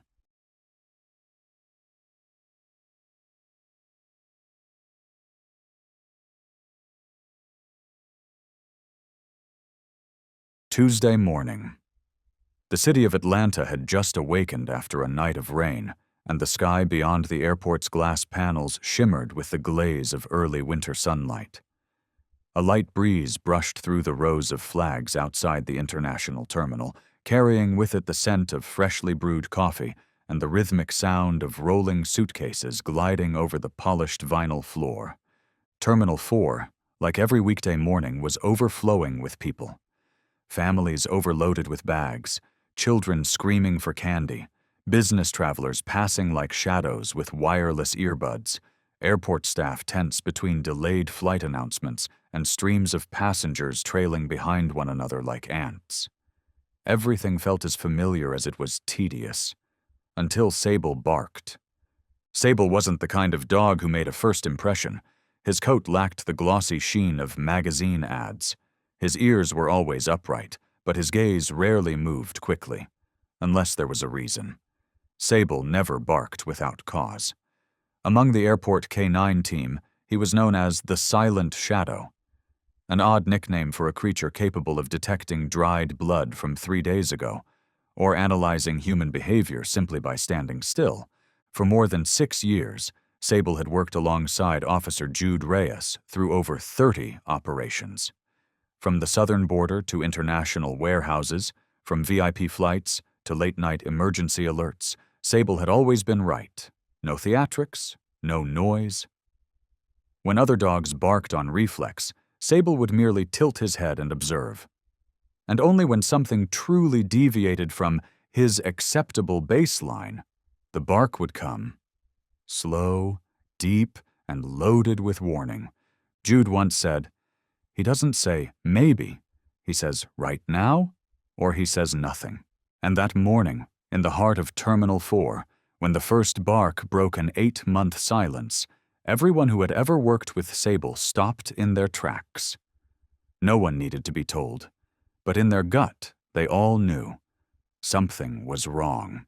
It wasn't the kind of bark that came from a forgotten bag, not the alert reflex to someone approaching the security line. It was sharp, direct, cutting into the spine like a sudden fire alarm. It rang out, clear and unmistakable, a sound rarely heard, especially not from the dog known as the quietest of them all. Even the seasoned staff jolted. A mother tightened her grip on her child. 3 foreign passengers froze mid-step, and in that moment, a stretch of Terminal 4 fell into a chilling, breath-held silence. Jude spun around. The leash in his hand pulled taut as Sable lunged a step forward, body extended as if trying to break through the limits of the rope. But the dog didn't leap into the crowd. He wasn't barking at thin air. Jude had seen combat. He knew what physical instinct felt like, when the body moves before the brain catches up. And Sable, more than anyone, had become that second nature beside him. They had worked together for nearly 6 years, from baggage inspections to late-night trackings in cargo zones. This dog had once saved a unit from an explosion with just a head tilt. And in over 30 missions, Sable had never given a false alert. "What is it, buddy?" Jude asked softly, his voice low like speaking to a person. He shortened the leash, eyes following the direction of Sable's stare. A well-dressed man in a sleek gray suit, hair neatly combed, clean-shaven, with a silver watch catching the terminal lights. On his left hand, he was holding a child around 5 years old, small enough to disappear beneath the hem of the blazer, head down, clutching a frayed teddy bear. They didn't look hurried. Their luggage was tidy, their pace unbothered. Everything was in place. Too in place. But Sable barked, as if the world were about to explode. Once, then twice, then a third time. Each bark short, low, but dense enough to thicken the air like every other sound had been silenced. The man paused, turned toward Jude, a polite crease forming between his brows in a well-rehearsed smile of surprise. But the boy didn't react, didn't flinch, didn't look. Just stood there, as if the barking hadn't reached him at all. Sable barked again, shorter, enough for a nearby officer to place a hand on their radio. Jude stepped forward 2 paces, raising one hand gently, signaling calm. He nodded at the security station behind him, then walked directly toward the man now facing him with a puzzled expression. "Excuse me, sir. I'm Officer Jude Reyes, Airport K9 unit. Would you mind stopping for a moment?" The man smiled. A perfect smile. Not too friendly, not too stiff. His American English carried a European lilt. Light, pleasant. "Is something wrong, officer?" he asked. "I'm Thomas Whitmore, U.S. citizen. This is my son, Micah. We're connecting to Brussels." Jude nodded, eyes locked on the boy, who still didn't move at the mention of his name. The teddy bear remained limp in his arms, its head tilted, eyes open, staring at no one. Thomas pulled out a plastic-sleeved file. Passports, birth certificate, a court-issued custody order from the state of Texas. Everything in pristine order. A dossier of legitimacy. Jude glanced over the documents. Nothing seemed off. Even the boy's passport photo matched. But something inside Jude didn't match. Sable still hadn't moved. He stood planted like stone. Ears up, gaze locked, not at the bags, not at the man, at the boy. A female officer approached, gently crouching to meet Micah at eye level. "What's your name, sweetheart?"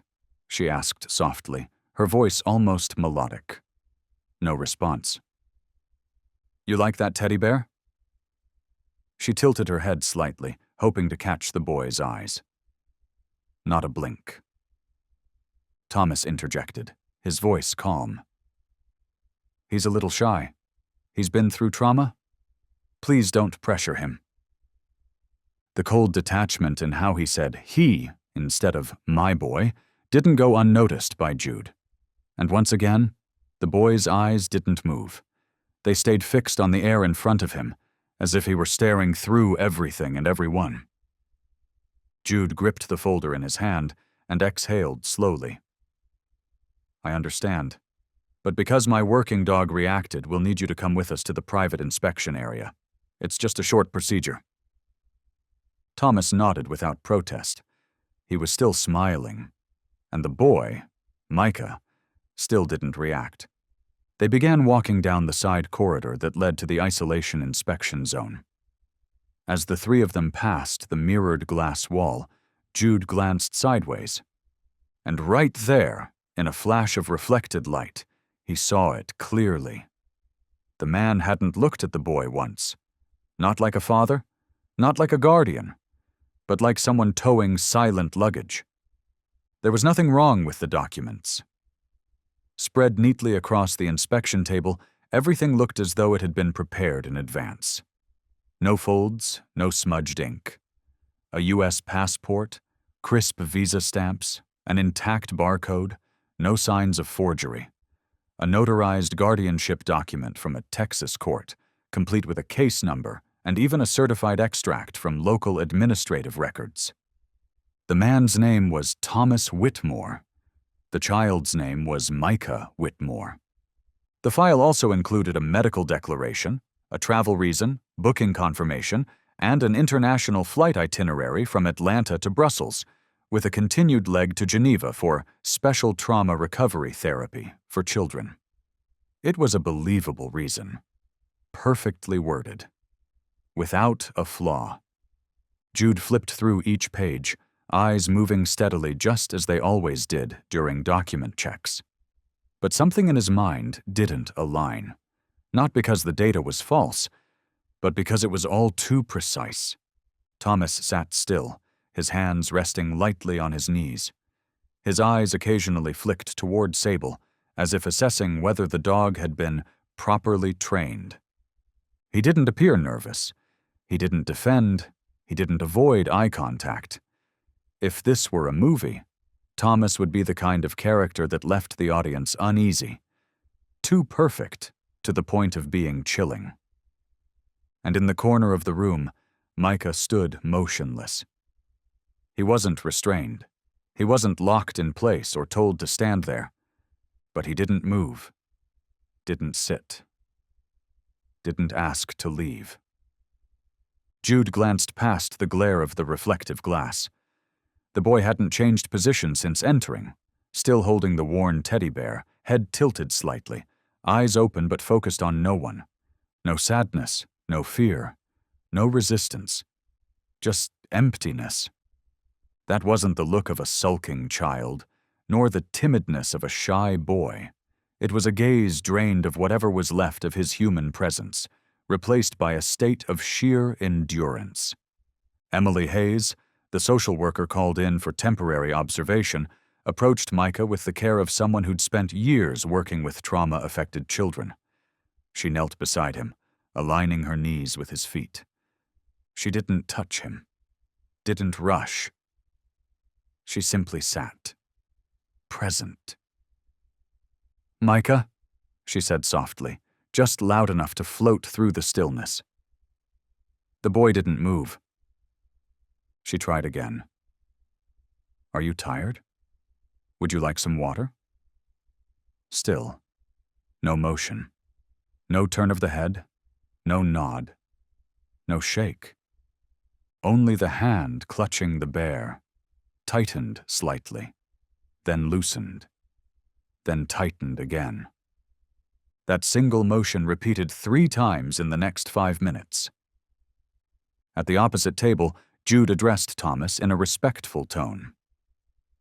"All documents are valid, but under special inspection protocol, we'll need verification from the European facility that will be receiving the child." Thomas smiled, nodded, and showed no resistance. "Of course, everything can be verified. I understand you're just following protocol. Thank you for your professionalism." Jude noted the agreeable tone, but didn't feel any relief.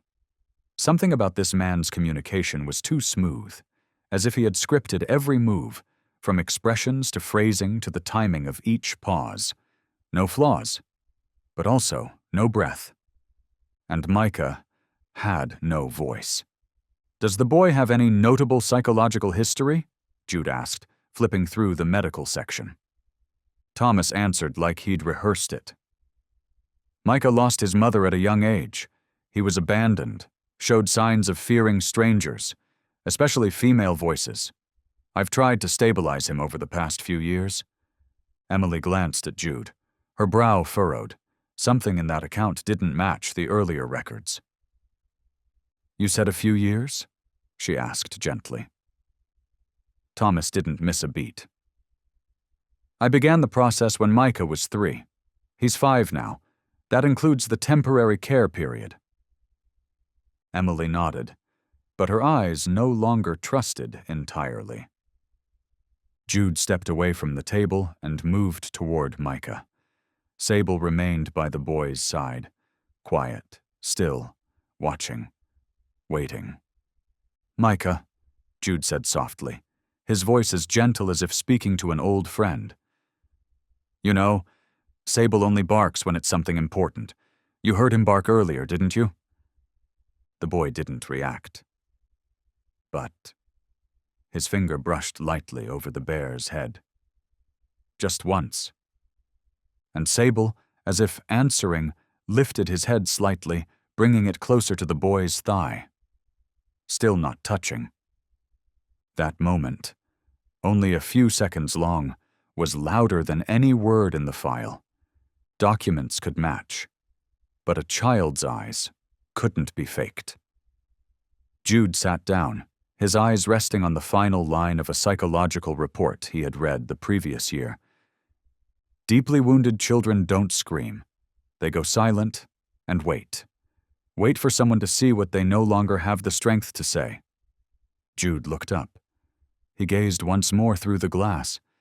Micah was still standing there, silent, and his eyes still did not belong to the place his body occupied.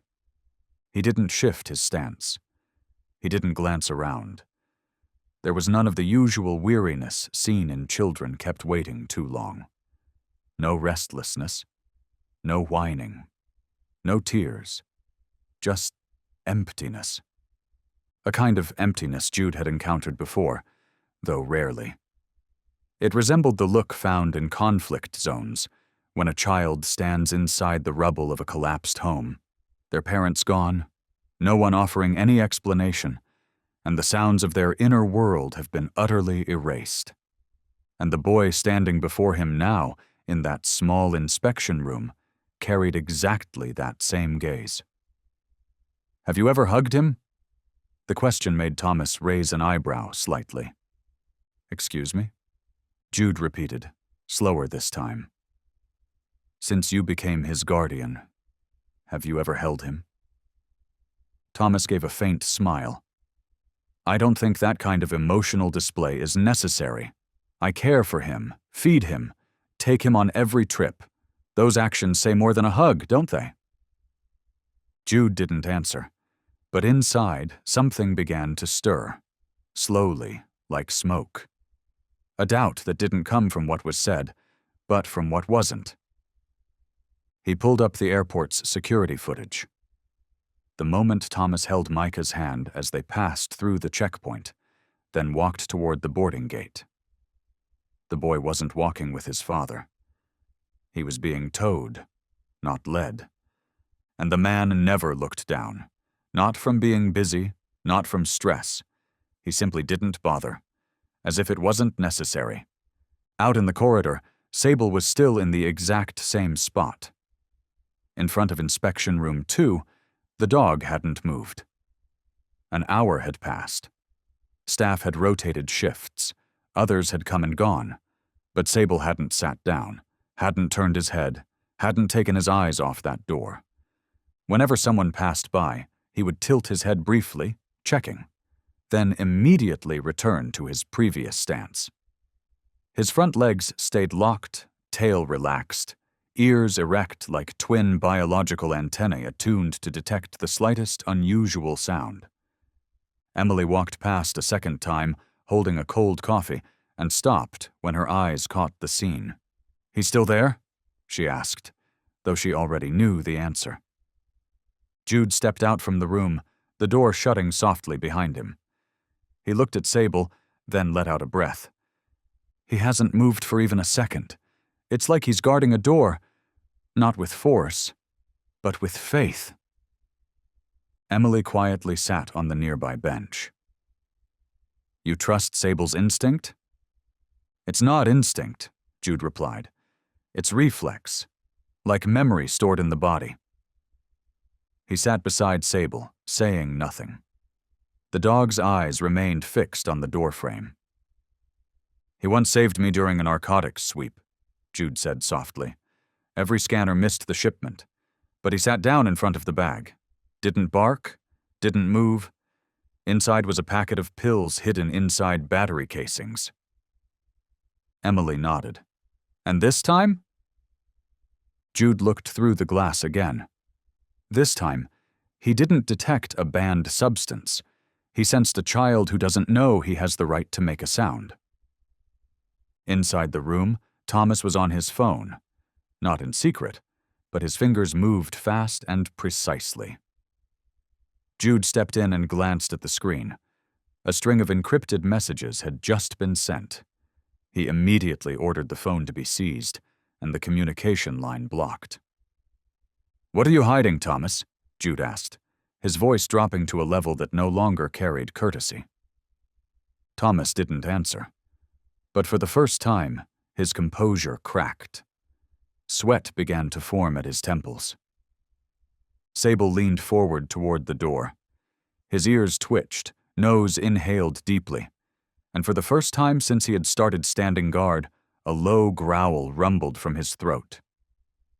Emily stood up. "He hears something." "No," Jude said softly. "He senses someone about to break." Jude turned to look at Micah. The boy still didn't speak, but this time, there was a subtle shift.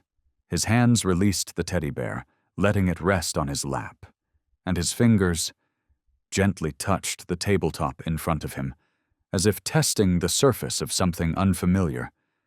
Jude murmured to Emily, "Give the boy paper and crayons. Don't ask him anything. Just hand them over." Emily nodded. Sable remained at the door. He didn't flinch. That door, at that moment, was no longer just a boundary between an inspection room and a hallway. It had become the border between a truth about to take shape and a fear on the verge of being unmasked. And the only being willing to stand between those two worlds was a dog. A dog who had never barked without cause. A dog who didn't need commands to act. A dog who didn't need to know the child's name, only to know that no one had ever truly called him by it. Emily entered the room carrying a stack of A4 paper and a small box of crayons. Not expensive, not in a shiny case, just a worn cardboard box, reused from previous trauma sessions with children. She said nothing. She pulled up a plastic chair beside Micah.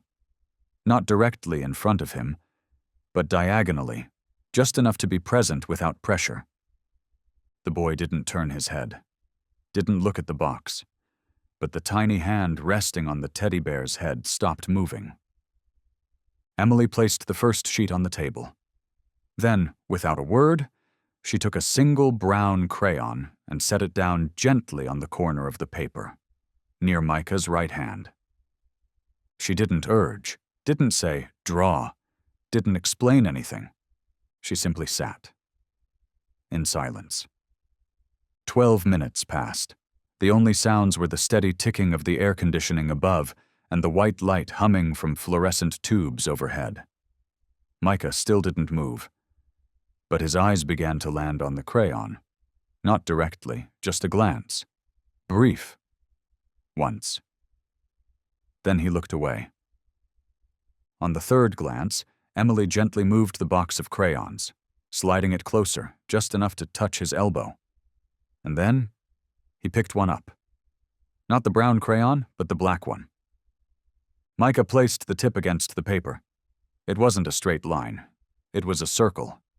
Then 2 pointed ears. A long body, 4 legs, a tail, arched upward. Emily watched the image slowly appear. A dog. Not detailed, but clear enough to recognize that this was the first image the boy chose to name something inside himself. The crayon moved slowly, but his hand did not tremble. He didn't look up, didn't search for a reaction. He just drew, as if pulling memories out from a place long locked. When the dog was finished, he paused, then switched to blue. He drew a long rectangle, 2 short wings, square windows. An airplane. No one spoke. No one even breathed. Jude, watching through the glass, didn't need sound, because everything was being spoken in color and silence. Then came the skin-toned crayon. Micah picked it up and drew right in the center of the page, beneath the airplane. A figure. He began with the head, round, with ears, the collar of a shirt. But when he reached the face, Micah didn't draw eyes, no nose, no mouth, just a blank face, as if it didn't matter, or didn't exist. Emily pressed her lips together. She had seen children draw monsters with jagged lines or black out their faces in anger. But Micah didn't do that. He left it blank. And that emptiness was more frightening than any distorted form. When the drawing was finished, he didn't hand it over. He didn't turn the paper toward Emily. He simply pushed it forward slightly, pulled his hand back, and rested his arms on the table. His head tilted, eyes looking down toward the lower right corner. Emily waited a moment, then lightly touched the edge of the paper. She turned it gently to get a clearer view. A dog, an airplane, and a man with no face. She didn't ask. She just placed her hand on the table, near him, but not touching. "He's telling a story," she whispered, almost to herself. Jude entered the room after requesting permission. He sat far enough not to invade the moment. He looked at the drawing, then at Micah. The boy didn't turn his head. But his eyes, for the first time, shifted slightly toward Sable, who was still sitting just outside the door. Jude stood up, opened the door, called softly, "Sable!" He didn't need to call twice. The dog entered, moving slowly, as if he understood this space required no noise. He walked over to Micah. Didn't jump, didn't lick. He just sat beside the boy's chair and gently rested his muzzle on the child's knee. Micah didn't pull away, didn't panic. He placed his hand on Sable's head. For the first time. Without hesitation. Emily looked over at Jude, her eyes beginning to well. That's the first touch. From a child who's lived too long in a world where no one could be trusted. Jude nodded, saying nothing. Some moments don't need words. Only silence to honor the silence, just broken. Emily turned back to Micah. She didn't move her chair, didn't adjust her position. She simply shifted a little closer, just enough for him to know she was still there, but not enough to make him feel trapped. On the table lay the drawing, a dog, a plane, and a man without a mouth, still between them like a quiet testimony no one dared disturb. Emily gently touched the corner of the paper. She didn't lift it. She didn't ask, "What did you draw?" She just touched one image. The dog. "Is this you?" she asked softly, her voice like breath. Micah nodded. Slowly. Very slowly. But clearly. For the first time, he confirmed something through his own action. Emily didn't smile. She simply placed her hand over her chest, as if moved by instinct, then shifted her gaze to the faceless figure beneath the plane. "And this one?" She touched the image without a face. "Is that your dad?" Micah clenched the crayon in his hand. Once. Twice. Then he let go. The crayon fell onto the table with a sound so faint it was barely audible. But in that room, it rang like an explosion. Micah bowed his head, wrapped his arms around Sable a little tighter. And then, in a voice as thin as wind slipping through a crack in the door, he said, "No." Emily shivered, not because of the answer, but because of how it was spoken. A single word, but one that had passed through more scars than most ever know. Jude tightened his hands on his knees. Emily stayed where she was. No comforting words, no more questions. She simply let the answer hang in the air long enough for no one to dare deny it. Sable didn't move. The dog kept his head on Micah's knee, like a pillar standing firm against the wind. Still, but holding steady. Micah blinked. Once. Emily saw it. His eyes didn't glisten with tears. Nothing fell.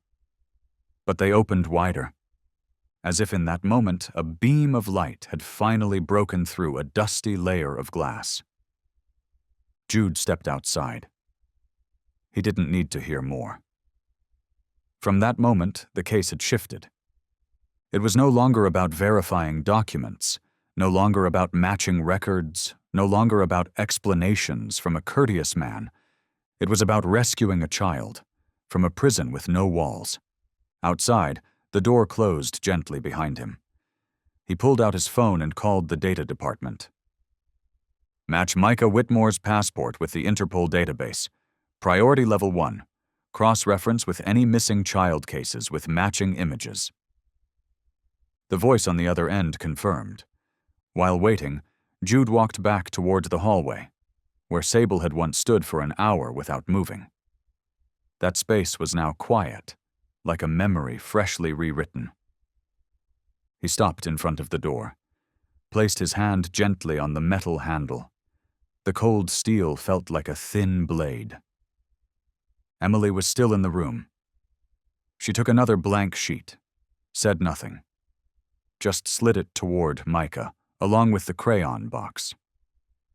Micah glanced at it, didn't reach for it right away. "Does Sable have any friends?" Emily asked, directing the question to no one in particular. "Just enough to open a safe space." Micah turned to look at Sable.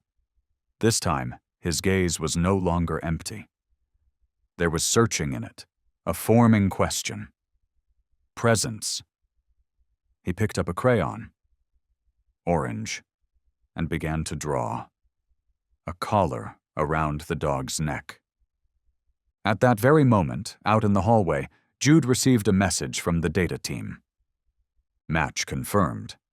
Micah Morrow, French citizen, missing from Marseille.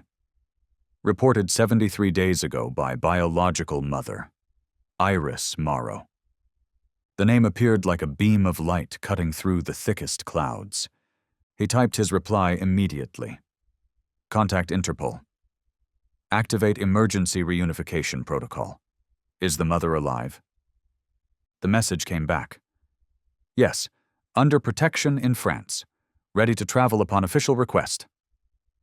Jude tightened his grip on the phone. His eyes stung slightly, not from exhaustion, but because a crack had opened and light was coming through, and he knew he wasn't alone. Behind that door, a child had just named the truth. A woman had been waiting for more than 2 months for someone to believe her. And a dog had just turned silence back into speech. Marseille, France. A room with nothing remarkable. White walls with chipped paint near the window frame. On the table, a cup of cold tea and a faded photograph. A woman with curly hair sitting beside a smiling boy, around 3 years old. His arms wrapped around a teddy bear, his cheek resting on her shoulder. Iris Morrow no longer looked at the picture. She knew every detail by heart, every fold in her son's shirt collar, every reflection of light in the corners of her own eyes. Her hands rested in her lap, fingers intertwined. They didn't tremble, but something inside her had long stopped moving, as if each breath was only enough to keep her posture upright, not to live. The last time she saw her son was a Wednesday morning. They had walked to the local street market. Micah had asked for a strawberry ice cream. Iris said, "After lunch, sweetheart." He had pouted, kicked at a tree trunk. But 5 minutes later, he held her hand again. They never made it to the fruit stall. Micah let go of her hand and vanished. No scream, no struggle. No one saw anything. Iris shouted. She ran frantically through the market. She asked every person, every vendor. But the eyes that met hers weren't the eyes of witnesses to grief. They were the eyes of doubt. 2 hours later, Iris stood in the local police station. She had no husband, no relatives, no witnesses, just a paper form, and a blurry photo taken on an old phone. "Are you sure your son didn't run off on his own?" one officer asked, leaning back in his chair. "Do you have any psychological conditions? Any custody disputes recently?" Iris answered each question, calmly, steadily, breath by breath, but every word bounced off invisible glass. There was no one on the other side to receive them. "We'll look into it. There's not enough evidence to open an abduction case. You should go home. We'll call you if anything turns up." They never called. Not once. Even though she called every day. Even though she wrote formal requests. Even though she waited outside the police station gates for hours. 73 days. She couldn't remember the last night she'd slept. She stopped making coffee, stopped turning on the kitchen light. But she never removed her son's bedsheet. Never moved his pillow. Because the scent of him was the last thing she could still hold on to. Then one day, someone from a humanitarian organization came to her door. They said, "There's been a sign." They made no promises. only said that a child named Micah Morrow had appeared in a verification process in Atlanta, USA. He hadn't spoken, but he had drawn, and drawn the exact dog from the bedtime storybook she used to read him. Iris didn't cry when she heard. She only sat straighter, her eyes opened wider. And for the first time, her hand reached out to touch the suitcase that had sat untouched in the corner for 2 months. Atlanta. Jude stepped out of the Family Protection Office, holding an official document. He signed the activation order for emergency reunification, under the UN Convention for Missing Children. A special aircraft would bring Iris within the next 12 hours. He checked the time. It was past midnight. But inside him, something had just been set in motion. Not a protocol, a promise. Inside a private room at the center, Micah had fallen asleep. Sable lay at the foot of the bed. No command had been given, no light needed. He simply lay there, breathing steadily, like waves brushing a distant shore. Emily stepped quietly inside. She pulled the blanket gently over the boy's shoulder. Micah didn't wake, but his hand still rested near Sable's head. As if the boy knew, when he woke, something would have changed. In Marseille, in the holding area for the special flight, Iris sat close to the window. Her eyes didn't leave the night outside, even though nothing was visible beyond the glow of street lamps against fogged glass. She closed her eyes, for the first time in days, and in that brief moment, she saw Micah smile. Not in a photo, not in a memory, but in the future. The sound of a distant boarding call echoed, fading from her ears like the end of a dream. In the darkness behind her eyelids, the dream brought her back to that day. She saw herself standing in the street market, hands empty, back damp with sweat, sunlight cutting across her knees. She ran past the orange stall, the cheese stall, circling back again, calling Micah's name, louder and louder until her throat gave out. No one stopped. No one asked if she needed help. One man selling antiques even muttered with a smirk, "Kids, they just love to hide." She didn't know how long she had run. By the time her steps slowed, her knees were bleeding. She collapsed onto the steps of a public phone booth, hands trembling as she dialed the police. At the station, she spoke French that wasn't quite fluent.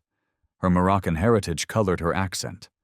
Her voice was fast, broken, repeating the words "mon fils" more times than she could count. The officer on duty, a woman, interrupted her with a flat tone. "Do you have evidence that the child was kidnapped? Any security footage, witnesses, threats?" Iris shook her head.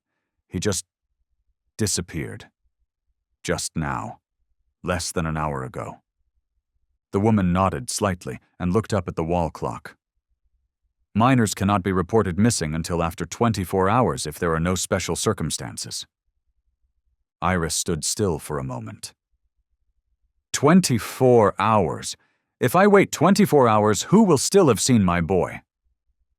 She tried to hold back her tears. "Please, he's only 5. The officer opened a drawer, pulled out a form, and placed it on the cold metal table. "Fill this out. We'll file it, then wait for processing." Iris went to 3 different police stations over the next 3 days. Each one asked for copies of the birth certificate, legal custody papers, residency permits, and something no one said aloud but she could always feel, a lawyer. But she didn't have a lawyer, no money to hire one. Her ex-husband had disappeared when Micah was only 18 months old, never sent a cent of support, never a single message. Her dream dragged her through long hallways that smelled of mildew, where she sat on plastic chairs lined against walls, waiting for an authorized officer to review the file. She clearly remembered a man in a blue shirt placing an uncapped pen on the desk and saying, "You can't prove the disappearance wasn't voluntary. No cameras, no signs of struggle. Maybe the boy just wandered off." "He's 5," Iris whispered. Sometimes children are more clever than we think. And you seem overly sensitive. Have you ever been diagnosed with any trauma-related conditions?" That sentence was the final blow. In her dream, Iris saw herself stand up. Not crying, not screaming, just staring straight at them, turning to stone. A mother turned to stone in the eyes of the system, because she didn't fit the model they found easy to believe. No wedding ring, no perfect accent, no evidence, only a heart and a scream and a fear no one considered enough to act on. A beep from the airport intercom brought Iris out of her thoughts. She blinked once and exhaled. Her hand tightened around the strap of her bag. Inside, a blurred photo, laminated again in clear plastic, an unsent letter, and the little shirt her son had left in the laundry basket that final morning. She stood up, no longer crying, no longer stone. Now just a mother, this time with someone who believed her. On the other side of the ocean, in a silent interrogation room at Atlanta International Airport, flickering fluorescent light hovered over a cold metal table where Thomas Whitmore sat with arms crossed. His suit was still intact, but his collar was undone, his forehead damp with sweat, and his composure crumbling, bit by bit. Jude Reyes sat across from him, a file open but untouched. He didn't need more data. He needed the truth. Truth Thomas no longer had the strength to conceal. Jude's voice wasn't raised. It wasn't harsh. It was steady and slow, like water dripping in a silent room. Micah Morrow, 5 years old. Missing from Marseille 73 days ago. You brought him into the United States using a forged passport, guardianship documents from a local Texas court, fabricated outside of federal procedures. Thomas didn't deny it. He simply shifted in his seat, leaning back. A man whose mask had been stripped away, now left with nothing but dry logic, trying to dress itself in moral fabric. The boy needed a chance, Thomas said, almost whispering, his eyes fixed on an indistinct point on the table. A life his biological mother couldn't give him. Jude looked up, nodding slowly. So you decided you had the right to choose that for him? Thomas met his gaze. For the first time, his eyes reacted. No one else was doing anything. The system abandoned him, a child wandering unprotected. I saw that, and I acted. You saw a child walking with his mother, and you acted, Jude corrected, his voice calm but sharp as a blade. Silence followed. A soft whistle of wind filtered through the auxiliary door, sounding eerily familiar, like a scream no one heard in the Marseille market 73 days ago. Thomas tapped his finger lightly on the table. She was unfit. I watched her, I knew. She lived alone, no stable job, no lawyer, no one to speak for her.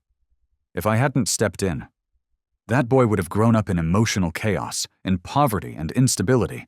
I took him out of that. I gave him a future. Jude didn't move, but inside those words, a future rang like hollow metal, cold, hard, empty. What kind of future begins by erasing memory? What kind of future begins with a false identity? And what kind of future begins by teaching a child that his mother is dead? Thomas didn't reply right away, but his eyelid twitched. Jude sat upright, placing his hand gently on the file. You say you wanted the best for Micah, but you haven't looked him in the eyes once during the 2 hours you've been in custody. You haven't hugged him. You haven't comforted him. You didn't even ask how he was. And when someone asked, "Is that your father?" the boy let go of the crayon and whispered, "No." A slight twitch at Thomas's jawline. His hands clenched, not out of remorse but because he realized the child he thought could be programmed had broken free with a single word. You used to work in private security, didn't you?" Jude asked, shifting to a formal tone. There are records of unusual wire transfers from accounts in Texas, Luxembourg, and Dubai. Has anyone else ever helped children like Micah? Thomas said nothing. Sweat began collecting at his hairline. You're not acting alone, are you? Jude continued, his voice measured. You're part of a chain, a covert network, operating under the guise of child rescue to re-establish control through a legal front. You're not the first, and Micah won't be the last. This time, Thomas looked up, and in his eyes, for the first time, there was no logic, no rationalization, only fear, not of the law, but because the truth had slipped beyond his control. Jude stood, closed the file. Your reasons don't change the reality. Your reason was just a mask. You didn't save anyone. You stole something that wasn't yours and wrapped it in a beautiful label. Thomas lowered his head. He said nothing. Jude stepped out. Before closing the door behind him, he said, not to anyone in particular. A child doesn't need someone to replace his mother. He needs his mother, and this time he'll hear her voice again, calling him by his real name. Hartsfield-Jackson Atlanta International Airport, Internal Security Gate, 8:43 p.m. The overhead speakers echoed down from the ceiling, blending with the sound of rolling suitcases, plastic wheels gliding across polished floors, and scattered conversations in dozens of languages. No one turned their head for the woman with disheveled brown hair racing down the escalator, almost at a run.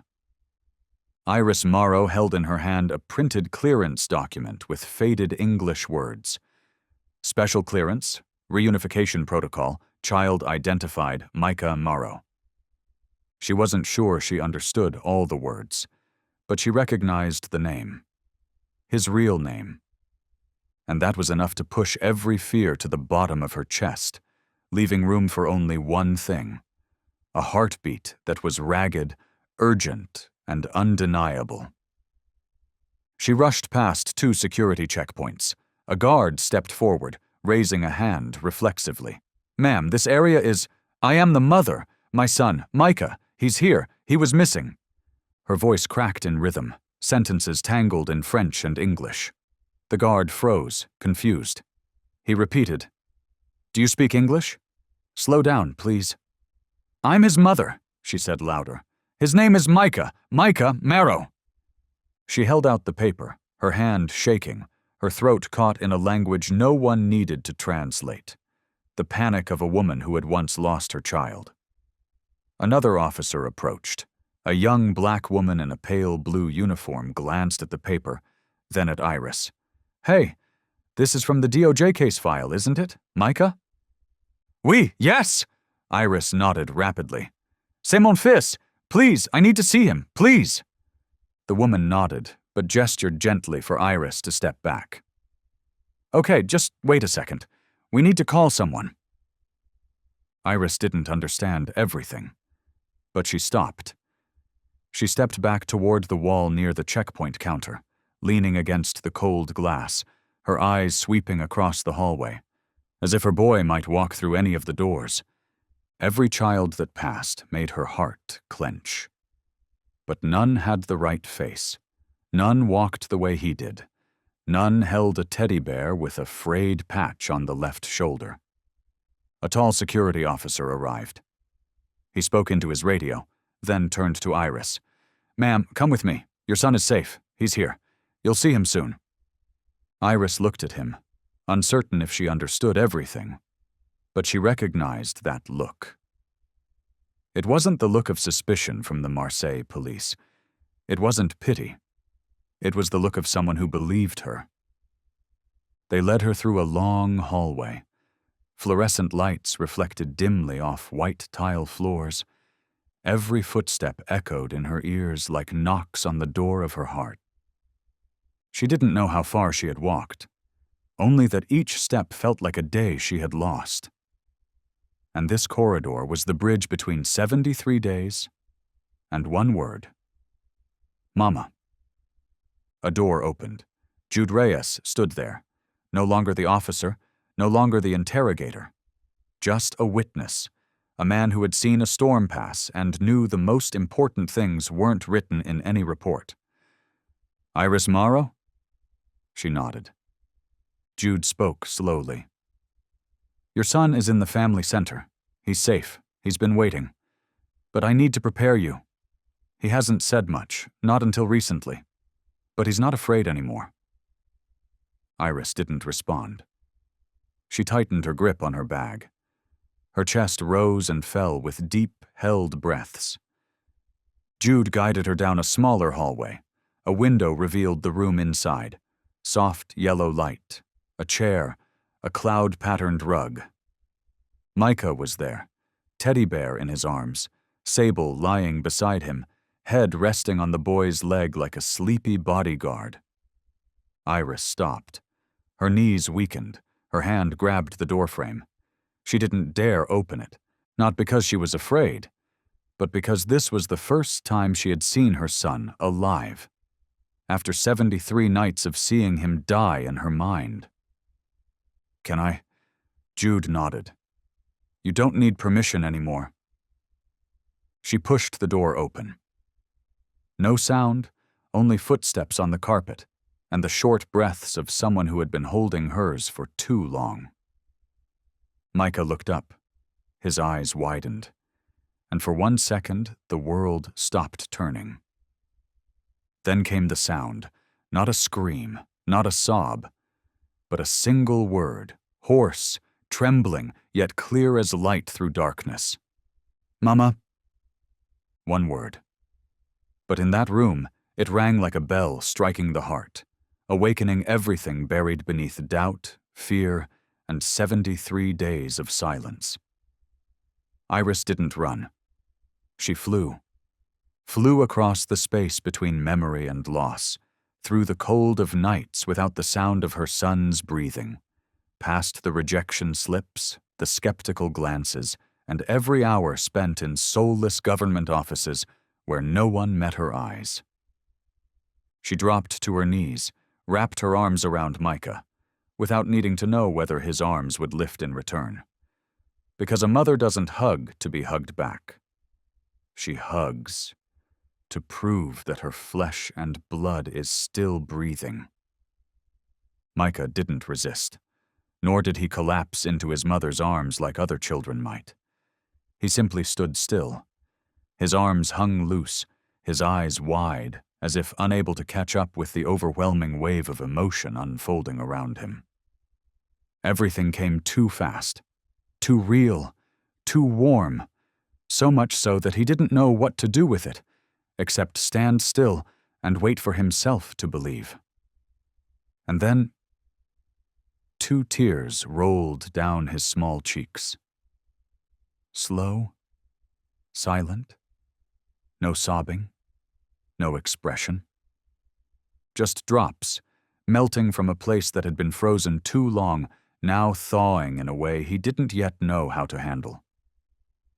Outside the terminal, beyond the thick glass and the soft glide of footsteps across polished floors, the song "What Are Words" began playing from the ceiling speakers.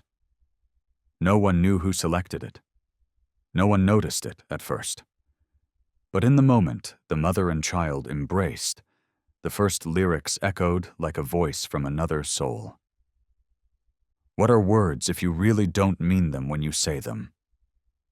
The voice was low, drawn out, resonating through the walls of time.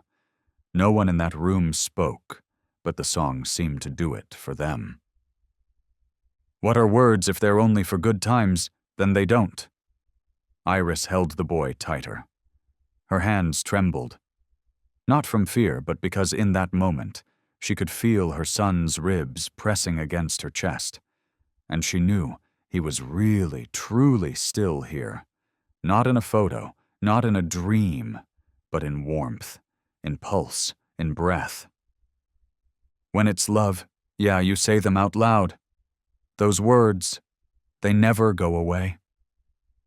The song continued, not too loud, not demanding attention.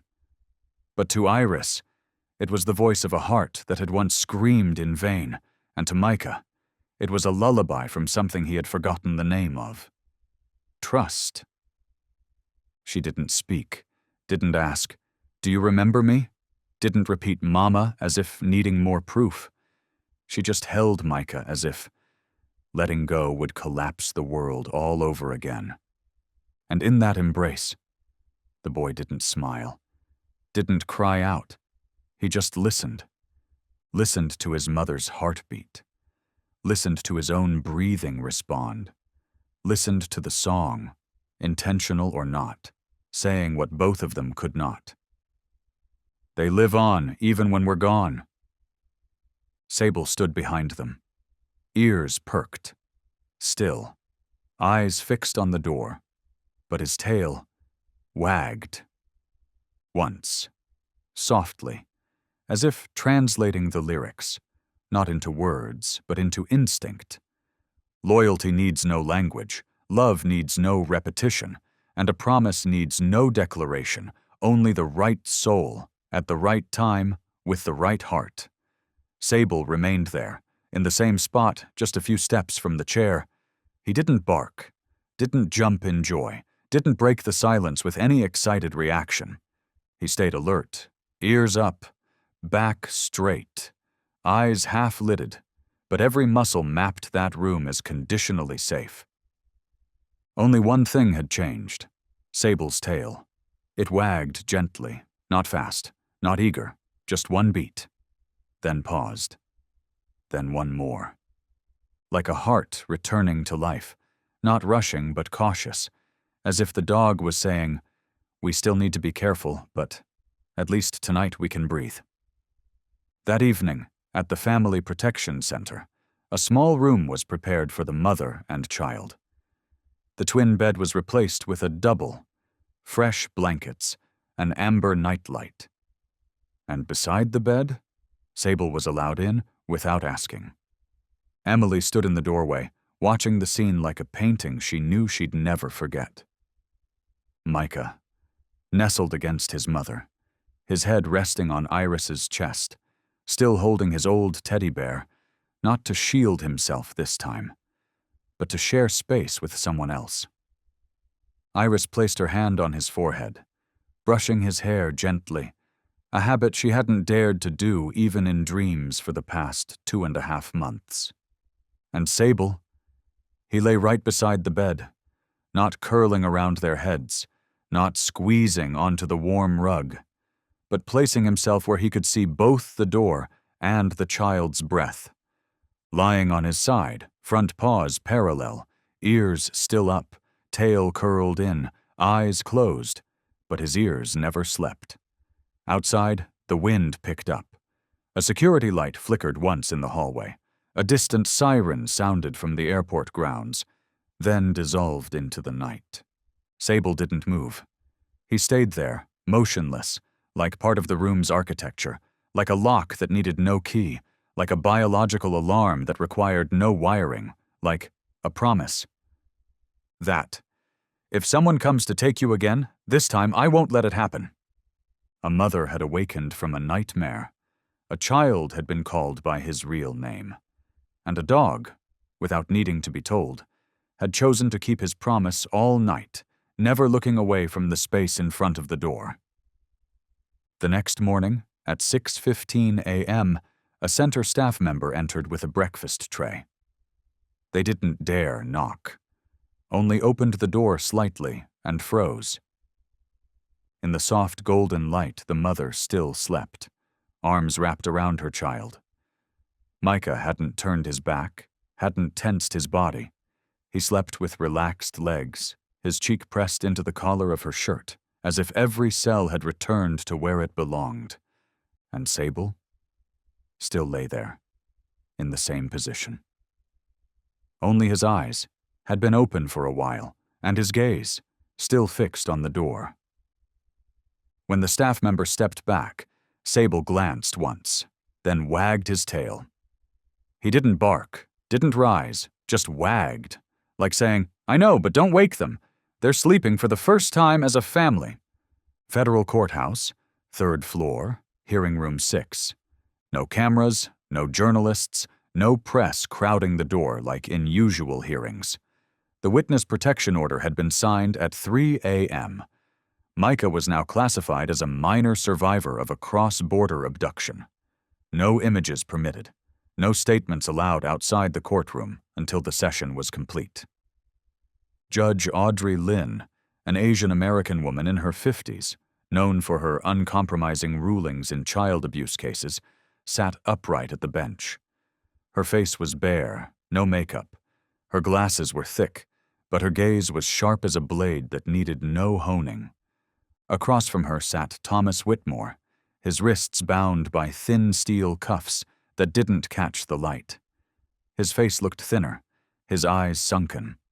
No suit, no tie. Just a gray prison uniform, and a man who no longer controlled anything except his own breath. Iris Morrow entered.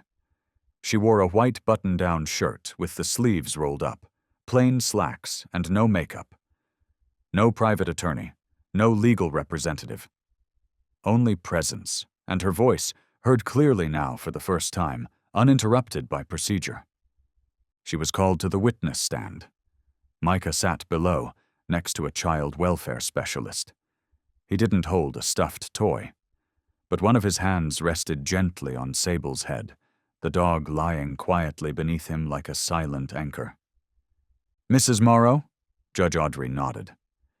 "We've reviewed the full report, photographs, verified documents, and the evidence regarding Mr. Thomas Whitmore's removal of your son from European territory using falsified paperwork.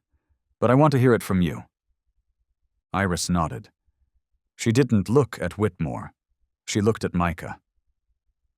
"For 73 days, I knocked on every door, police, legal aid, advocacy groups, but no one opened for me.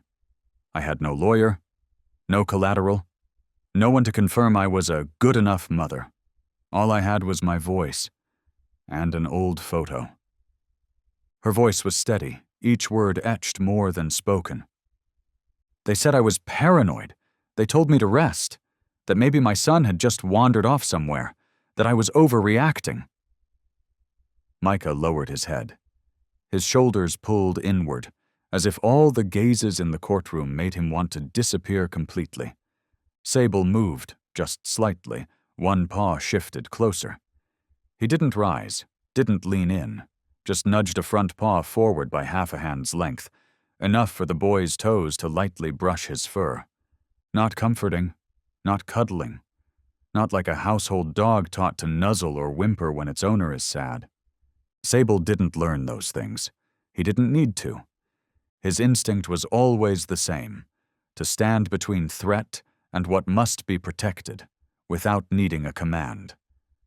And in this moment, inside a federal courtroom thick with formality, where words, law, and authority fought to define what was right, Sable was the only pulse helping Micah stay grounded. He didn't look at Micah.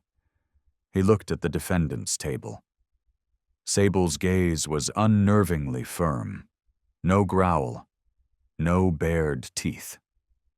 But the way he raised his head, pointed his snout, and sharpened his ears mirrored exactly the stance he had taken that day in the airport, when he first sensed Micah was being taken from his world. If Sable hadn't barked that day, if Jude Reyes hadn't trusted his instinct, if that dog had stayed silent like part of the background, Micah wouldn't be here today, wouldn't have had the chance to say mama, wouldn't have drawn a dog, an airplane, and a man with no face. Sable was the first to notice what all the professionals, officials, and system access holders missed.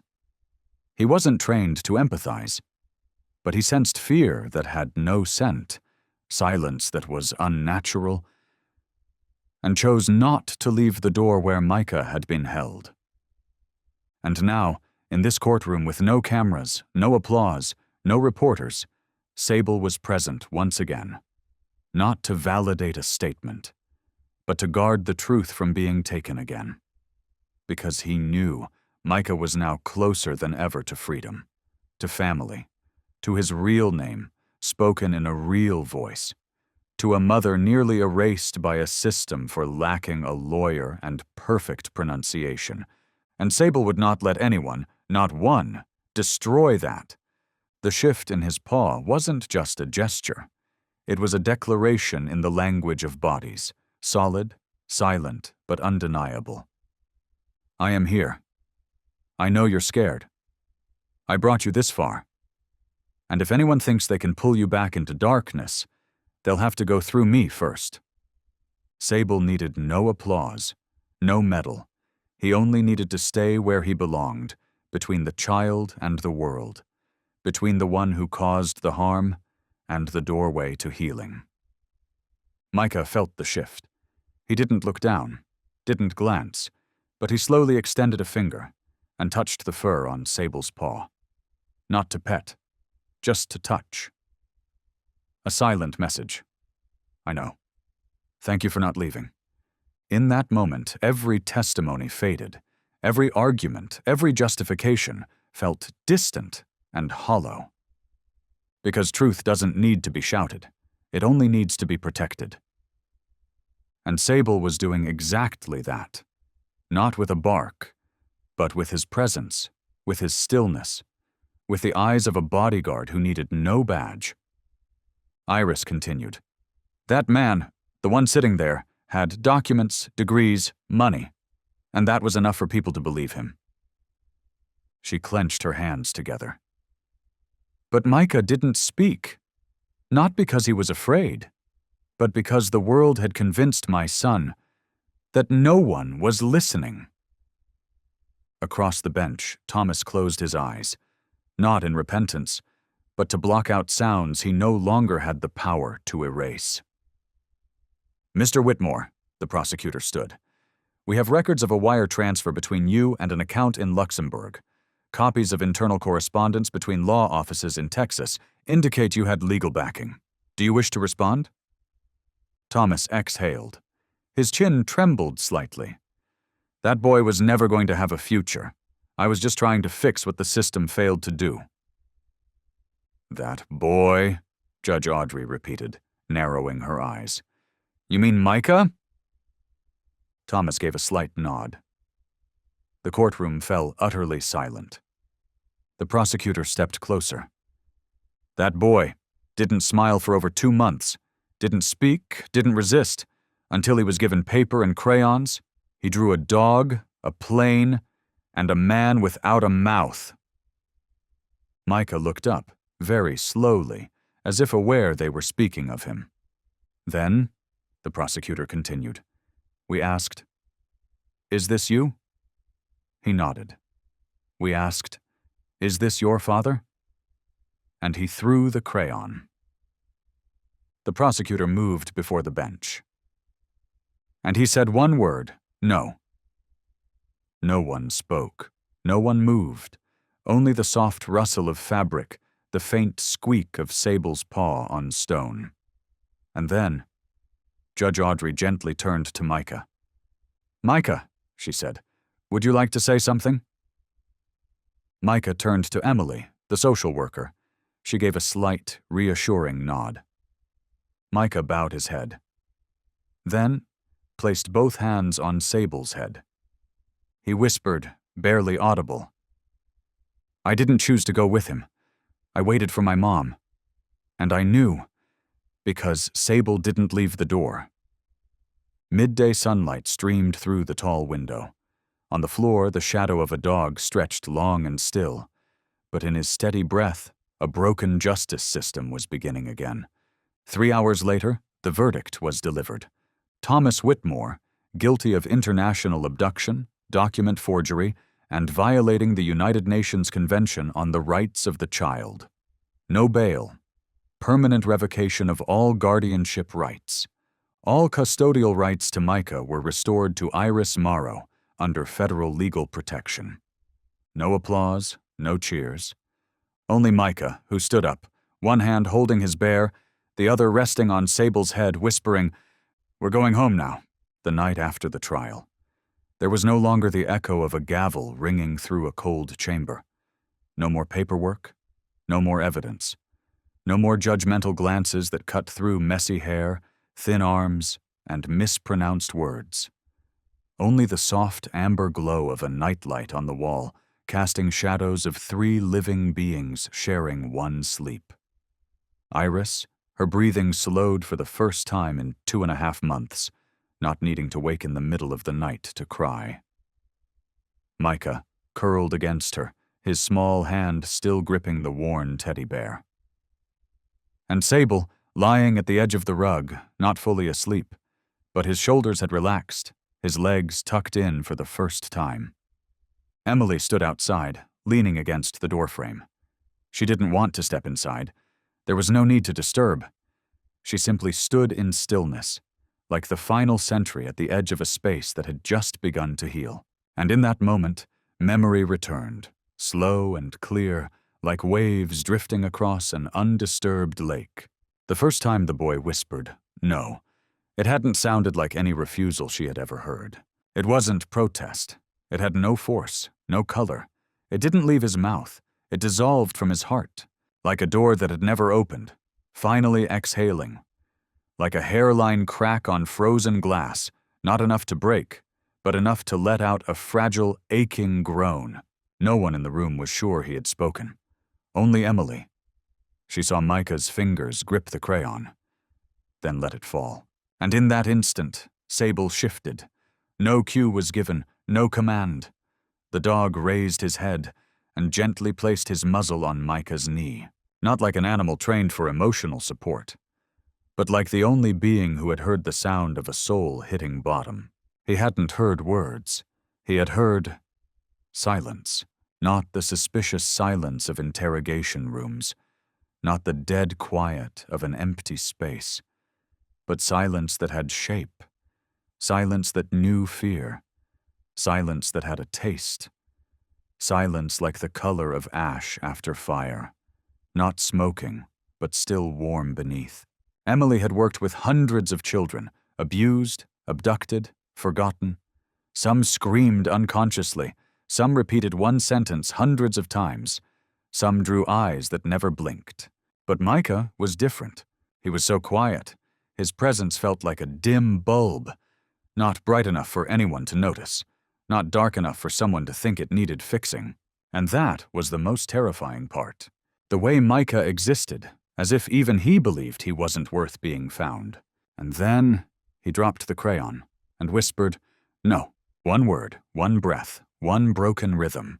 But to Emily, it was the first drumbeat of a silent alarm. Sable reacted before she did. He didn't stretch, didn't make a sound.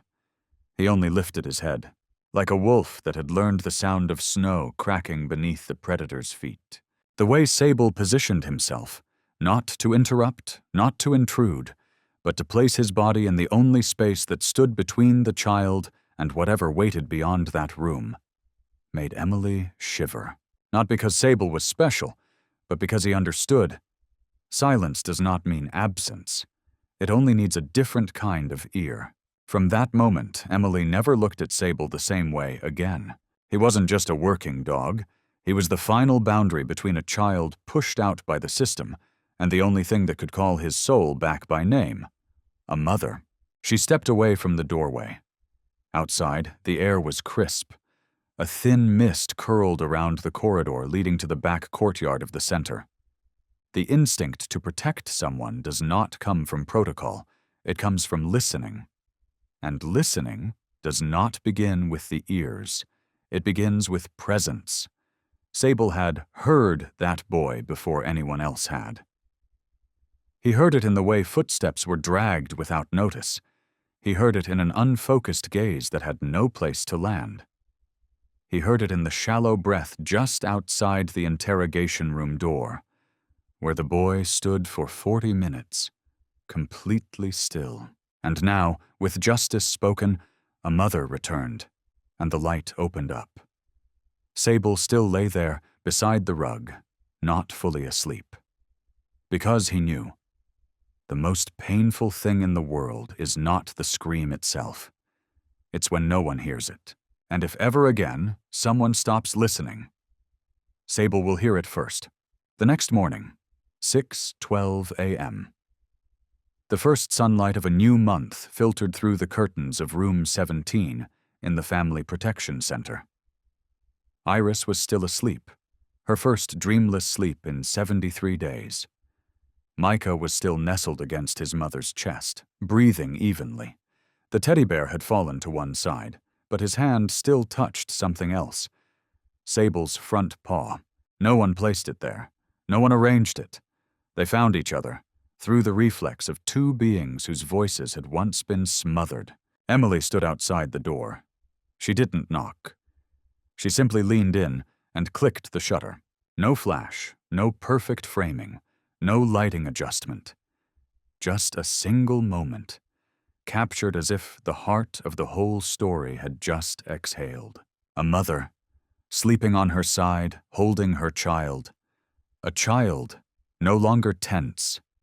A dog, no leash, no command, yet still in place. And the morning's golden light, painting the wall behind them with three overlapping silhouettes, like a map that needed no legend. The photograph had no title, and it didn't need a caption. Because anyone who's ever loved, ever lost, ever been misunderstood, or ever waited for someone to come back would understand the meaning in the first second.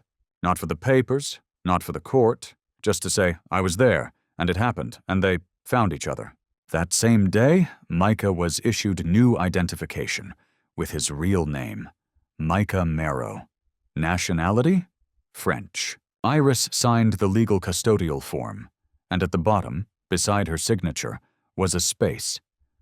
Other guardian figure, if applicable. She asked, "Can I write down a dog?" The clerk chuckled. "You write it. We'll take care of the rest." And so, under guardian figure, non-human, appeared a handwritten line. Sable, protecteur silencieux. Sable, the silent guardian. By late afternoon, the three of them left the center. Iris held Micah's hand with one arm, the leash in her other. Sable didn't walk ahead, nor did he lag behind. He walked exactly the right distance to keep both of them in his line of sight. They passed through a small park near the airport, a place that, for some reason today, had no one sitting on the benches. Micah sat down first. He said nothing. He simply pulled a small scrap of paper from his jacket pocket and started drawing something rough and childlike. Iris leaned over. It was a picture of a house. And beneath the roof, three round figures, one big, one small, and one with pointy ears. No one explained, no one needed to ask. Micah simply pushed the paper toward his mother, then bent down and wrapped his arms around Sable's neck, for the first time, tightly, not from fear, not from gratitude, but from understanding. If it weren't for you, I would have disappeared, and no one would have known. At the edge of the park, an aging photographer walked by. He paused for a few seconds, then quietly raised his camera. No request, no conversation. Just a professional instinct, when seeing three beings layered into the day's last light, like three distinct colors: trust, peace, and survival. A week later, a short column was published, excerpted from Atlanta Human Voice, Sunday morning edition, statewide release. The dog who disobeyed to save a child. There was no siren, no dramatic chase, no blood, no scream, just one bark, a single bark, that cut through the noise at Atlanta International Airport one morning last month, and a glance almost no one noticed. Because of that, a 5-year-old boy didn't disappear. A mother didn't live in doubt forever. And a dog, one who was never allowed to act without command, chose not to wait for anyone's permission. The boy's name is Micah Marrow, 5 years old. He went missing from a street market in Marseille, France, nearly 3 months ago.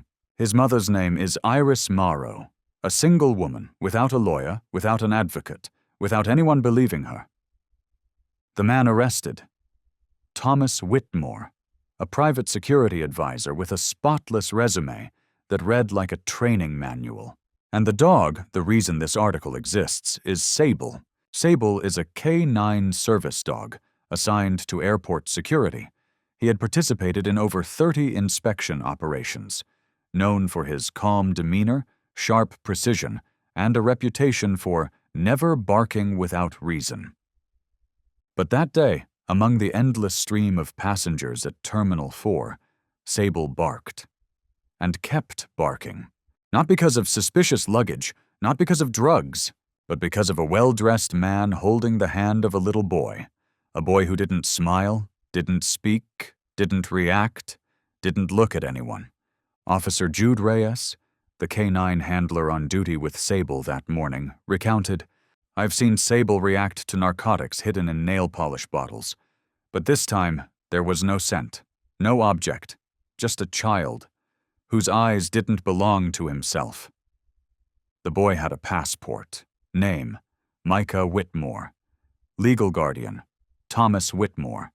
Guardianship papers from Texas. Valid visa. Everything in order. But the boy didn't have his real name. He had a name created to justify a disappearance. Sable, by protocol, should not have reacted without a clear trigger. A service dog is trained to avoid false alarms, to stay silent unless there is cause. But that day, Sable didn't wait for a command. He stood between the man and the boarding gate. He guarded the interrogation room for nearly 40 minutes, never moving an inch. And during that time, the file was reopened, records re-examined, and the boy's real name was found. Micah Morrow, missing for 73 days, and no one believed. And had Sable not barked in that one moment, the boy would have passed security, boarded the plane, and disappeared without a trace. In the interview room, when handed drawing paper, Micah didn't cry, didn't tell a story. He just drew. A dog, a plane, and a man without a mouth. He didn't need to prove anything. It was enough that someone saw it, and the first one who did wasn't human. The trial took place in silence. No cameras, no live broadcast. Micah didn't testify with words, but he sat below, one hand resting on Sable's head. That alone was enough. Judge Audrey Lynn concluded, "In this case, it was a rule-breaking act that saved a life. A creature with no legal voice was the only one who heard the silent cry of a child." Sometimes, justice doesn't begin with reason. It begins with instinct, when that instinct is pure enough. We couldn't publish Micah's photo, nor could we film Iris, the mother, as she left the courthouse. But one photo, a single one, was taken by a passerby outside the building. In it, a child sits on the steps. Afternoon light touches his hair. He doesn't smile, doesn't wave, just rests a hand on the head of the dog lying close beside him, and the mother stands behind, looking at him. Not at the lens, just at her son. The photo needed no caption, because the headline of the article was the only explanation required: "The dog who disobeyed to save a child." The next day, Sable was nominated for the Medal of Courage for extraordinary service by the Department of Justice. And by the end of the day, Sable was officially registered as a legal member of the Morrow family. Their new home wasn't large. Gray facade, sloped tiled roof, a narrow porch overgrown with wildflowers. The backyard was just big enough for a wooden swing and a few rows of low-growing carrots. But there, everything breathed. No rush, no need to normalize, just a home where no one needed to prove who belonged to whom. Micah had his own room, walls painted a soft blue, a window facing the sunrise, a new desk, new crayons, crisp white paper, and beside the desk, a round cushion for Sable. He still slept there, still raised his head whenever Micah stirred, still lay motionless each morning, eyes half open, ears alert, from dreams that never fully relaxed. A week after moving in, Micah began drawing again. At first, vague circles, then houses, doors, stairs, and skies with only a few clouds. But then Iris noticed, in every picture there were always two figures, a boy with light brown hair, and a dog wearing a cape. Not a red superhero cape, no S, no lightning bolt, just a piece of soft gray fabric draped behind the dog's neck, blowing to one side, as if the wind came from the boy's eyes in the picture. Iris remained silent each time he drew. She didn't ask, "Who is this?" She didn't say, "You're so talented." She simply laid a hand on his shoulder, just enough for him to know. "You don't need to say it. I see it." One early morning, dew still clung to the kitchen window. Iris gently rearranged a bunch of dried lavender in the glass jar on the sill. She did this every day, not because the flowers needed changing, but because her heart needed a steady rhythm, like a whisper to herself. "Everything is here. My child is here.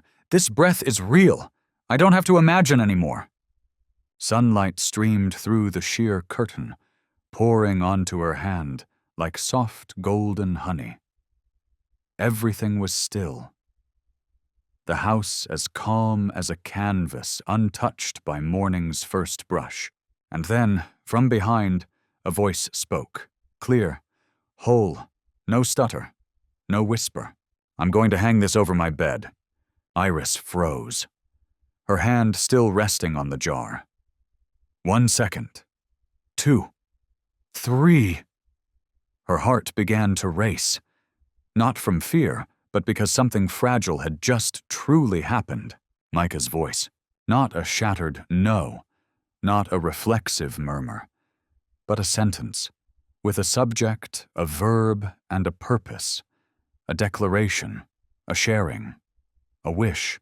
She turned slowly, as if afraid turning too quickly might break the moment. Micah stood in the living room. He held a drawing, a bit large for his small fingers, but steady, not trembling. His eyes looked at her, not shy, not searching, just waiting for his mother to hear. Iris stepped closer. She didn't ask, didn't touch. She just knelt down, eye level with her son. "Can I see it?" she whispered. Micah gave a small nod, then handed her the paper, like a gift, like a bridge tossed onto a river still veiled in mist. The drawing showed a house. On the roof, a boy sat cross-legged, holding a round lantern. Beside him, a dog with pointed ears gazed straight toward the horizon on the lantern. There was no glow, no shining beam, just a single yellow dot. Small, but vivid against the light blue and soft violet tones of the sketch. Iris looked at it, and in that moment she felt something press against her throat, not to choke, but to keep her from crying out loud. Because she understood. That dot was the light Micah had found again. Not radiant, not big, not something that wiped out the darkness, but a light he had drawn himself. And that meant Micah had seen a way home, enough to light a lantern in his imagination. Iris looked up at her son. He was still waiting for her reaction. Not anxious, not unsure, just waiting. Because when a child has lived in a world where everything they say is treated as unworthy, they need someone who doesn't break the silence too soon. She placed a hand on Micah's shoulder, not to squeeze, then softly said, "I think it would look beautiful on the wall above your bed, but I also think that wall isn't just a wall. It's a place where you can begin to dream." Micah smiled. Not wide, not with sound. But his lips curved just enough to say, "This smile no longer needs to be hidden." He hugged the drawing, turned, and walked up the stairs to find a place to hang it. Iris remained kneeling on the floor, hands resting on her knees, watching him go. A single tear rolled down her cheek, as if someone had traced a beam of light on the white wall inside her. Not because Micah could speak, but because her son had wanted to speak, and believed that when he did, someone would listen. And that is the first breath of healing. Later that afternoon, the doorbell rang.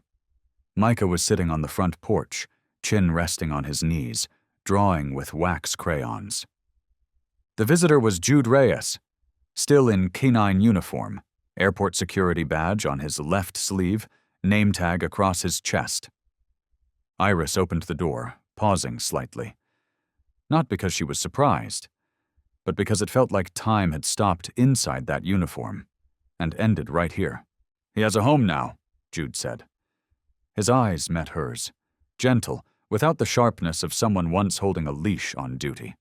Iris nodded. "They have each other now." Jude looked across the yard. Micah looked up, recognizing him, not afraid, not hesitant. He simply set the crayon down, stood up, and called out a name he had never spoken aloud before. "Sable!" The dog lifted his head immediately.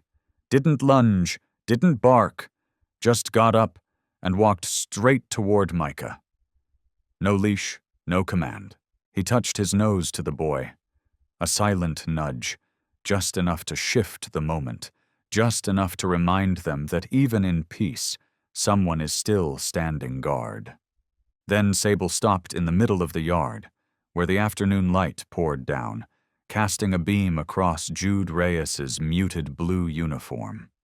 Jude knelt, not out of ceremony, not for show, but because Sable's line of sight was never beneath him. He only bowed when beside a child who needed protection.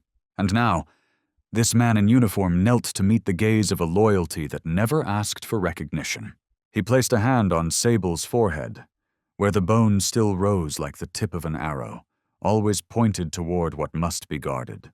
"You broke the rules." Jude's voice softened, not as scolding, but like whispering to himself. A truth. A reminder.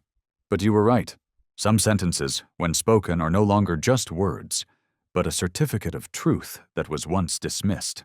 Jude used to believe in rules, in leashes, in signals, in protocol, in radio-issued commands. He used to tell rookies, "Canine dogs have no feelings. They don't love, don't hate.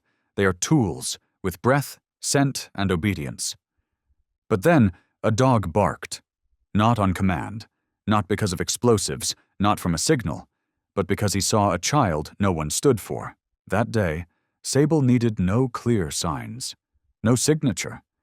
He simply raised his head and stepped out of the boundaries he had been trained to stay within. One step, one broken rule, one unprogrammed decision. But without that act, Micah would have never had a name again. And now Jude didn't need a training manual to understand that. He saw it in the boy's eyes, when his hand rested on the dog's head without anyone asking, "Are you sure he's safe?" He saw it in the calm, unhurried peace of the porch, where the sunset wasn't blocked by warnings, fences, or cold metal gates. Sable didn't growl, didn't whimper. He simply closed his eyes. For 2 seconds. 2 seconds were enough for everything he had heard, smelled, held onto, to be released in a single breath. Not from exhaustion, but from completion of a mission no human should have assigned him, but he had claimed it anyway. "Sleep well," Jude whispered, as if soothing a friend who needed no lullaby. "There's no need for alarms here." He gently tightened his grip around Sable's neck, not as a handler, not to impose rank, not to repeat roles. Just a farewell between two comrades who had stared toward the same place, but from two different origins. When Jude rose, Micah stepped closer and held out his hand. Jude looked and bent down. The boy placed a small sheet of paper in his palm, an unfinished drawing. A man, in uniform, stood between two figures, a child and a dog with a gray cape. Behind them, a house with light glowing in the window. Micah said only one thing. "I didn't get to draw the flashlight on your belt, but I know you have one." Jude didn't smile, didn't nod. He simply held the paper tighter and turned away. Sunlight swept across his shoulder.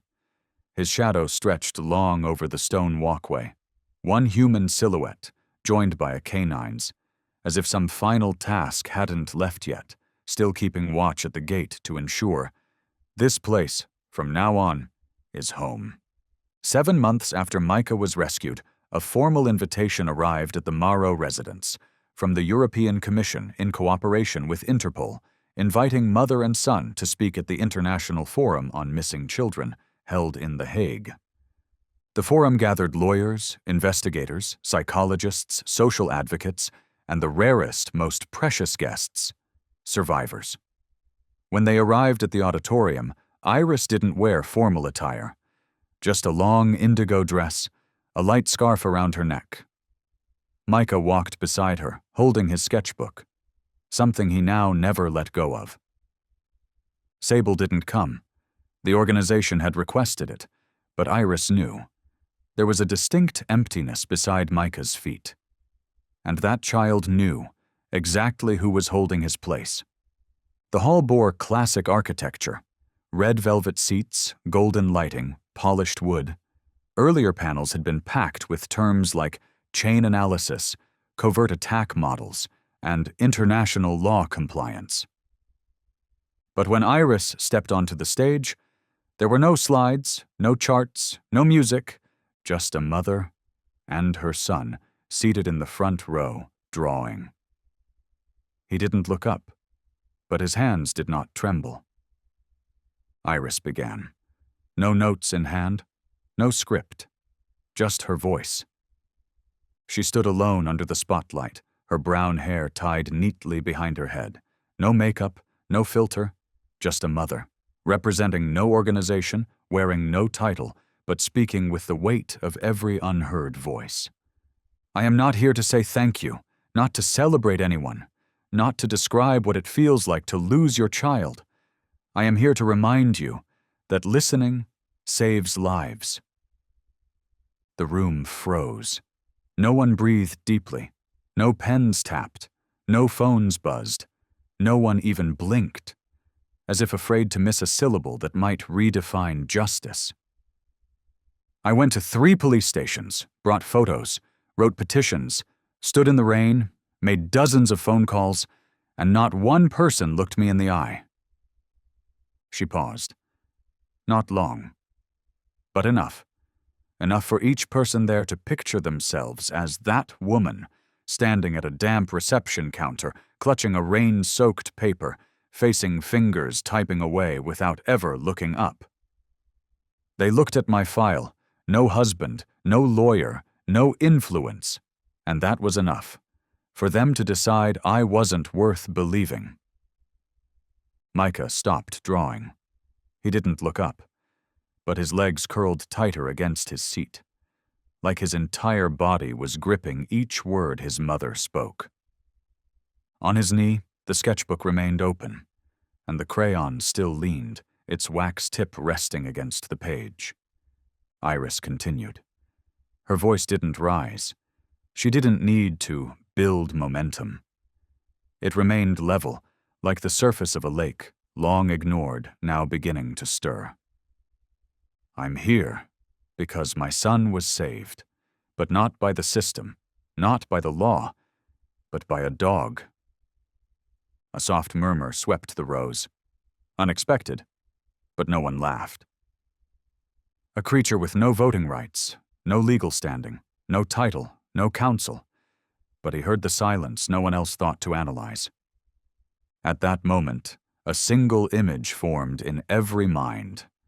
A dog, not wagging, not growling, standing firm in a stream of passengers at the airport, ears alert, eyes locked on a child being led away. While the security gates opened, green lights blinked, passport data processed in less than a second. That creature had no barcode, no access to databases, only a feeling that something wasn't right. The entire system, built on logic and procedure, had heard nothing, while a being who couldn't speak for himself had heard everything.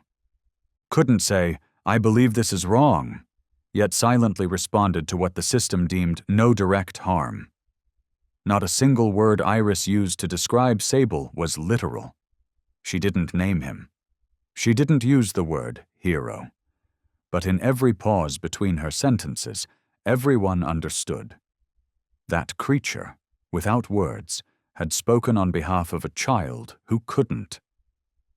We once defined intervention as a conditioned reflex, But sometimes salvation comes from the one with no conditions at all, except a heart that was never taught how to look away. A Belgian attorney, sitting in row 3, froze. Her pen dropped to the floor, not because the words were new, but because they were so true. They made every academic term she'd ever learned feel unnecessary. Iris took a breath. She stepped slightly back, as if to pull herself from the light now focused on her. We talk too much, but we don't listen enough. We demand evidence, but don't ask with our eyes. And we think systems save lives, while some beings just needed to be heard once to find a way to live. At that moment, no one took notes, no one typed. The entire hall felt like a memory someone had just touched at its deepest layer. They weren't listening to Iris recount a tragedy. They saw themselves in every policeman's shake of the head, in every stamp of insufficient grounds, in every glance over a child's drawing that should have been preserved as evidence. Iris quietly stepped down. No bow, no farewell, no thanks. Because when a mother speaks the truth from a heart that once shattered, she needs no applause. She only needs people to stop looking away. A soft movement stirred in the press row. A German judge set her pen down. A Canadian expert on trafficking covered her mouth. Iris lifted her head. Her voice didn't tremble, but her eyes were no longer addressing the room.